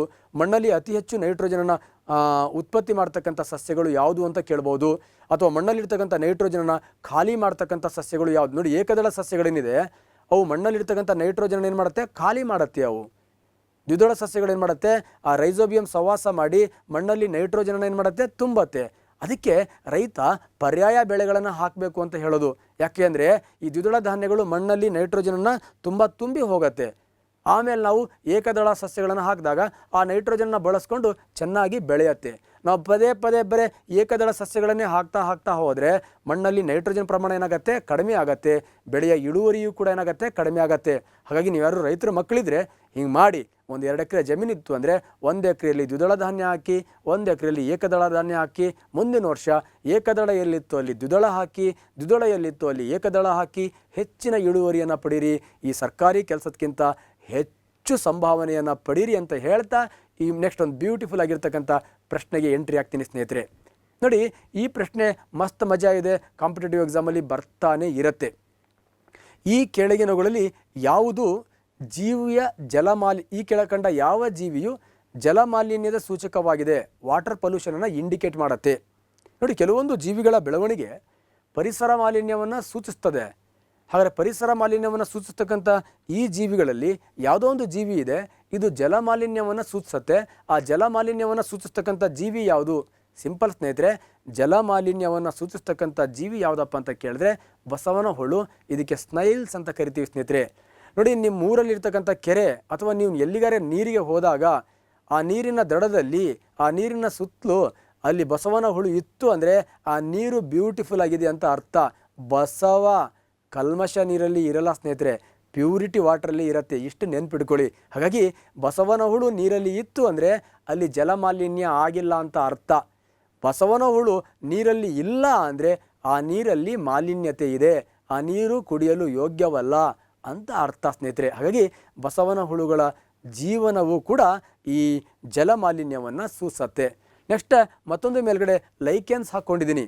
ಈ ಲೈಕೆನ್ಸು ಕೂಡ ನಮ್ಮ ಒಂದು ಪರಿಸರ ಮಾಲಿನ್ಯವನ್ನು ಸೂಚಿಸ್ತಕ್ಕಂತಹ ಜೀವಿ ಸ್ನೇಹಿತರೆ. ಹಾಗಾದರೆ ಈ ಲೈಕೆನ್ಸ್ ಬಗ್ಗೆ ಹೇಳಿದ್ದೀನಿ ಹೇಗಾಗತ್ತೆ. ಆಲ್ಗಲ್ ಮತ್ತು ಫಂಗಲ್ ಅಸೋಸಿಯೇಷನಿಂದ, ಕೂಡುವಿಕೆಯಿಂದ, ಕೂಡು ಜೀವನದಿಂದ ಈ ಲೈಕೆನ್ಸ್ ಆಗತ್ತೆ.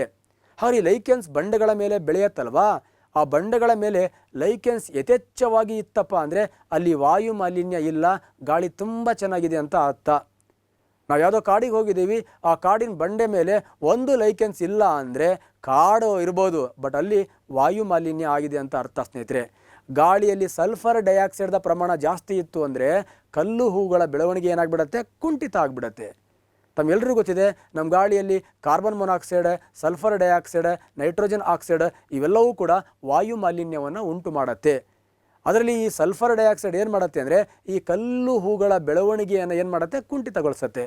ಹಾಗಾದರೆ ಒಂದು ಕಾಡಲ್ಲಿ ಹೋದಾಗ ಬಂಡೆಗಳ ಮೇಲೆ ಕಲ್ಲುಗಳು ಯಥೇಚ್ಛವಾಗಿ ಬೆಳೆದಿತ್ತು ಅಂದರೆ ಇಲ್ಲಿರ್ತಕ್ಕಂಥ ವಾತಾವರಣದಲ್ಲಿ ಸಲ್ಫರ್ ಡೈಆಕ್ಸೈಡ್ ಇಲ್ಲ, ಗಾಳಿ ಶುದ್ಧವಾಗಿದೆ ಅಂತ ಅರ್ಥ ಸ್ನೇಹಿತರೆ.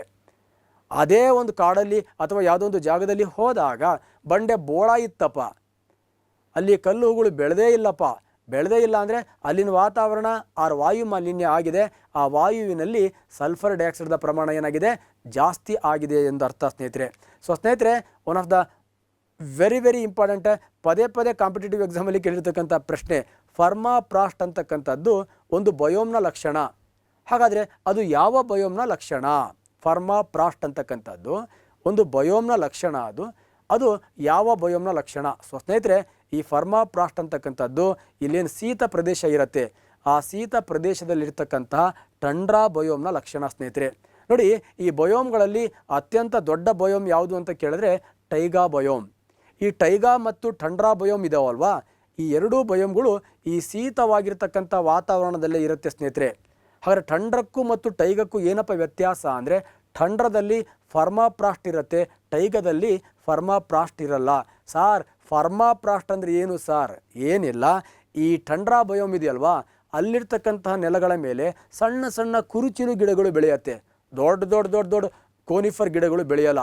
ಸರ್, ಅಲ್ಲಿ ಯಾಕೆ ಸರ್ ಸಣ್ಣ ಕುರುಚಿಲು ಗಿಡಗಳು ಬೆಳೆಯುತ್ತೆ ಅಂದರೆ ಏನಿಲ್ಲ, ಅಲ್ಲಿನ ಶೀತದ ವಾತಾವರಣಕ್ಕೆ ದೊಡ್ಡ ಬಂಡೆಗಳಿರಲ್ಲ, ಅಲ್ಲಿರ್ತಕ್ಕಂಥ ಮಣ್ಣು ಏನಾಗಿರುತ್ತೆ, ಆ ಶೀತದಿಂದ ಘನೀಭವಿಸಿರತ್ತೆ. ಆ ಶೀತದಿಂದ ಆ ಗಟ್ಟಿ ಆಗಿರ್ತಕ್ಕಂತಹ ಮಣ್ಣನ್ನೇ ನಾವೇನಂತ ಕರಿತೀವಿ, ಫರ್ಮಾಫ್ರಾಸ್ಟ್ ಅಂತ ಕರಿತೀವಿ. ಹಾಗಾಗಿ ಅಲ್ಲಿ ಬಂಡೆಗಳು ಅಥವಾ ಗಟ್ಟಿ ನೆಲ ಇಲ್ಲದೆ ಇರೋದ್ರಿಂದ ಅಲ್ಲಿ ಆ ಶೀತದಿಂದ ಏನು ಲೂಸ್ ಮಣ್ಣೆ ಏನಾಗಿರುತ್ತೆ, ಗಟ್ಟಿಯಾಗಿರುತ್ತೆ. ಆ ಗಟ್ಟಿ ಆಗಿರ್ತಕ್ಕಂಥ ಮಣ್ಣನ್ನೇ ನಾವೇನಂತ ಕರಿತೀವಿ, ಆ ಶೀತಲ ನೆಲವನ್ನೇ ನಾವೇನಂತ ಕರಿತೀವಿ, ಫರ್ಮಾಫ್ರಾಸ್ಟ್ ಅಂತ ಕರಿತೀವಿ. ಈ ಫರ್ಮಾಫ್ರಾಸ್ಟ್ ಅಂತಕ್ಕಂಥ ವಿಶೇಷವಾಗಿರ್ತಕ್ಕಂಥ ಲಕ್ಷಣ ಯಾವ ಬಯೋಮಲ್ಲಿ ಕಂಡುಬರುತ್ತೆ ಅಂತ ಕೇಳಿದ್ರೆ ಟಂಡ್ರಾ ಬಯೋಮಲ್ಲಿ ಕಂಡುಬರುತ್ತೆ. ಅಲ್ಲಿ ಮಣ್ಣು ಗಟ್ಟಿಯಾಗಿರುತ್ತೆ, ಮಣ್ಣು ಎಷ್ಟೇ ಗಟ್ಟಿ ಆದರೂ ಕಲ್ಲಿನ ಕೆಪಾಸಿಟಿ ಕೊಡಕ್ಕೆ ಬರಲ್ಲ. ಹಾಗಾಗಿ ಅಲ್ಲಿನ ನೆಲ ಸಖತ್ ಗಟ್ಟಿ ಆಗದೆ ಇರೋದ್ರಿಂದ ಸಣ್ಣ ಕುರುಚಿಲು ಗಿಡಗಳು ಆ ಬಯೋಮಲ್ಲಿ ಬೆಳೆಯುತ್ತೆ. ಹಾಗಾದ್ರೆ ಟೈಗಾ ಬಯೋಮ್ ಇದು ಕೂಡ ಶೀತ ಬಯೋಮೇ, ಆದರೆ ಇಲ್ಲಿ ಫರ್ಮಾಫ್ರಾಸ್ಟ್ ಇರಲ್ಲ. ಇಲ್ಲಿ ನೆಲ ಏನಾಗಿರುತ್ತೆ, ಸಖತ್ ಗಟ್ಟಿ ಆಗಿರೋದ್ರಿಂದ ಸದಾ ಹಸಿರಾಗಿರ್ತಕ್ಕಂತಹ ಕೋನಿಫರ್ ಸಸ್ಯಗಳು ಯಥೇಚ್ಛವಾಗಿ ಈ ಕೆಳಕಂಡ ಯಾವ ಬಯೋಮಲ್ಲಿ ಬೆಳೆಯುತ್ತೆ ಅಂತ ಕೇಳಿದ್ರೆ ಟೈಗಾ ಬಯೋಮಲ್ಲಿ ಬೆಳೆಯುತ್ತೆ. ಟೈಗಾ ಮತ್ತು ಟಂಡ್ರಕ್ಕೂ ಏನು ವ್ಯತ್ಯಾಸಪ್ಪ ಅಂದರೆ, ಅದು ಶೀತ ಬಯೋಮ್, ಇದು ಶೀತ ಬಯೋಮ್. ಅಲ್ಲಿ ಶೀತಲ ಘನೀಭವಿಸಿದ ನೆಲ ಇರುತ್ತೆ, ಇಲ್ಲಿ ಶೀತ ಇದ್ದರೂ ನೆಲ ಏನಾಗಿರುತ್ತೆ, ಈ ಬಂಡೆಗಳಿಂದ ಕೂಡಿ ಗಟ್ಟಿಯಾಗಿರುತ್ತೆ. ಈ ಟೈಗಾ ಬಯೋಮಲ್ಲಿ ದೊಡ್ಡ ಜಗತ್ತಿನ ಅತ್ಯಂತ ಹಳೆಯ ಮರಗಳು ಎಂಬ ಹೆಗ್ಗಳಿಕೆಗೆ ಪಾತ್ರವಾಗಿರ್ತಕ್ಕಂಥ ಕೋನಿಫರ್ಗಳು, ಸೈಕಾಸ್ಗಳು, ಪೈನಸ್ಗಳು ಎಲ್ಲ ಬೆಳೆಯುತ್ತೆ ಸ್ನೇಹಿತರೆ. ಆದರೆ ಟಂಡ್ರಾ ಅದೇ ವಾತಾವರಣದಲ್ಲಿದ್ದರೂ ಅದರ ನೆಲ ಗಟ್ಟಿ ಇರಲ್ಲ, ಯಾಕಂದರೆ ಫರ್ಮಾಫ್ರಾಸ್ಟ್ ಇರುತ್ತೆ. ಹಾಗಾಗಿ ಅಂಥ ದೊಡ್ಡ ಮರಗಳು ಅಲ್ಲಿ ಬೆಳೆಯಲ್ಲ, ಕುರುಚಿಲು ಗಿಡಗಳು ಅಲ್ಲಿ ಬೆಳೆಯುತ್ತೆ ಸ್ನೇಹಿತರೆ. ಸೊ ಸ್ನೇಹಿತರೆ, ಈ ಪರಿಸರ ಅಧ್ಯಯನಕ್ಕೆ ಸಂಬಂಧಪಟ್ಟಂಥ ಸಣ್ಣ ಪರಿಕಲ್ಪನೆಗಳನ್ನು ಪ್ರಾರಂಭ ಮಾಡಿದ್ದೀನಿ ಸ್ನೇಹಿತರೆ. ನೆಕ್ಸ್ಟ್ ವಿಡಿಯೋದಲ್ಲಿ ನಿಮಗೆ ಈ ಕಾಂಪಿಟೇಟಿವ್ ಎಕ್ಸಾಮಿಗೆ ಬರ್ತಕ್ಕಂಥ ಒಂದು ಬ್ಯೂಟಿಫುಲ್ ಆಗಿರ್ತಕ್ಕಂಥ ಝೋನ್ ಇದೆ, ಪರಿಸರ ವ್ಯವಸ್ಥೆ, ಆಹಾರ ಸರಪಳಿ. ಆಹಾರ ಸರಪಳಿಯಲ್ಲಿ ಈ ಉತ್ಪಾದಕರು, ಭಕ್ಷಕರು, ನೆಕ್ಸ್ಟ್ ಪ್ರಾಥಮಿಕ ಭಕ್ಷಕರು ಅಥವಾ ಆಹಾರ ಸರಪಳಿಯಲ್ಲಿ ಪೋಷಕಾಂಶಗಳ ವರ್ಗಾವಣೆ ಏನಾಗತ್ತೆ. ಸೊ ನೆಕ್ಸ್ಟ್ ಆಹಾರ ಸರಪಳಿಯಲ್ಲಿ ಪೋಷಕಾಂಶಗಳ ವರ್ಗಾವಣೆ ಆದ ನಂತರ ಶಕ್ತಿಯ ವರ್ಗಾವಣೆ ಯಾವುದರ ಮೂಲಕ ಆಗತ್ತೆ.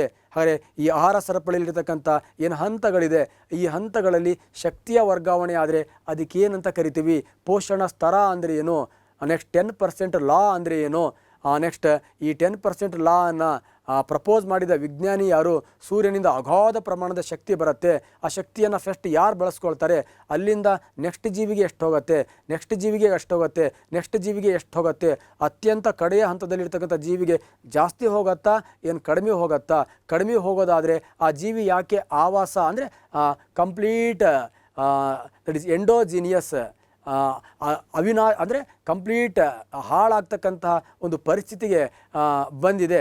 ಇವೆಲ್ಲ ಮಾಹಿತಿಯನ್ನು ನಾನು ಮುಂದಿನ ಸ್ಲೈಡಲ್ಲಿ ಚರ್ಚೆ ಮಾಡ್ತೀನಿ ಸ್ನೇಹಿತರೆ. ಅದರ ಜೊತೆಗೆ ಜೀವ ವೈವಿಧ್ಯತೆ ಅಂದರೆ ಏನು, ನೆಕ್ಸ್ಟ್ ಪರಿಸರ ಸಂರಕ್ಷಣೆ ಅಂದರೆ ಏನು, ಅನ್ಯನೆಲೆ ಸಂರಕ್ಷಣೆ ಅಂದರೆ ಏನು, ಸ್ವನೆಲೆ ಸಂರಕ್ಷಣೆ ಅಂದರೆ ಏನು, ಇದ್ರ ಮೇಲೆ ಎಷ್ಟೇ ಟಫ್ ಕ್ವಶನ್ ಬಂದರೂ ನಾವು ಈ ಡೈಲಿ ಲೈಫ್ನ ಉದಾಹರಣೆಯನ್ನು ಇಟ್ಕೊಂಡು ಹೇಗೆ ಅವುಗಳನ್ನು ಫೇಸ್ ಮಾಡ್ಬೋದು. ನೆಕ್ಸ್ಟ್ ಪರಿಸರದ ಸಮಸ್ಯೆಗಳು, ಪರಿಸರದ ಜಾಗತಿಕ ಸಮಸ್ಯೆಗಳು, ಜಾಗತಿಕ ತಾಪದ ಏರಿಕೆ, ಓಝೋನ್ ಪದರ ತೆಳುವಾಗುವಿಕೆ ಈಗ ಸರಿಯಾಗಿದೆ, ಯೂಟ್ರಿಫಿಕೇಷನ್ ಅಂದರೆ ಏನು, ಆಲ್ಗಲ್ ಬ್ಲೂಮ್ ಅಂದರೆ ಏನು, ಫೋಟೋಕೆಮಿಕಲ್ ಸ್ಮಾಗ್ ಅಂದರೆ ಏನು, ಆಸಿಡ್ ರೈನ್ ಅಂದರೆ ಏನು, ಇವುಗಳಿಗೆ ಸಂಬಂಧಪಟ್ಟಂಥ ಪ್ರೋಟೋಕಾಲ್ಗಳು ಹೇಗೆ ನಡೆದಿದೆ ಅವನ್ನೆಲ್ಲ ಮುಂದಿನ ವಿಡಿಯೋದಲ್ಲಿ ನಾನು ನಿಮ್ಮ ಜೊತೆಗೆ ಚರ್ಚೆ ಮಾಡ್ತೀನಿ ಸ್ನೇಹಿತರೆ. ಸೊ ಸ್ನೇಹಿತರೆ, ಕಂಪ್ಲೀಟಾಗಿ ಈ ವಿಡಿಯೋನ ನೋಡಿ, ಎಂಜಾಯ್ ಮಾಡಿ, ಲೈಕ್ ಮಾಡಿ, ಕಾಮೆಂಟ್ಸ್ ಮಾಡಿ, ನಿಮಗೆ ಯಾವ್ಯಾವ ಈ EVSಲ್ಲಿ ಕಾನ್ಸೆಪ್ಟ್ಗಳು ಬೇಕು ಆ ಕಾನ್ಸೆಪ್ಟನ್ನು ಕಾಮೆಂಟ್ಸ್ ಮಾಡಿ ನಮ್ಮ ಜೊತೆಗೆ ಟಚ್ಚಲ್ಲಿ ಇರಿ ಅಂತ ಹೇಳ್ತಾ, ಭಗವಂತ ನಿಮಗೂ ನಮಗೂ ಎಲ್ರಿಗೂ ಒಳ್ಳೇದು ಮಾಡಲಿ. ನಮಸ್ಕಾರ.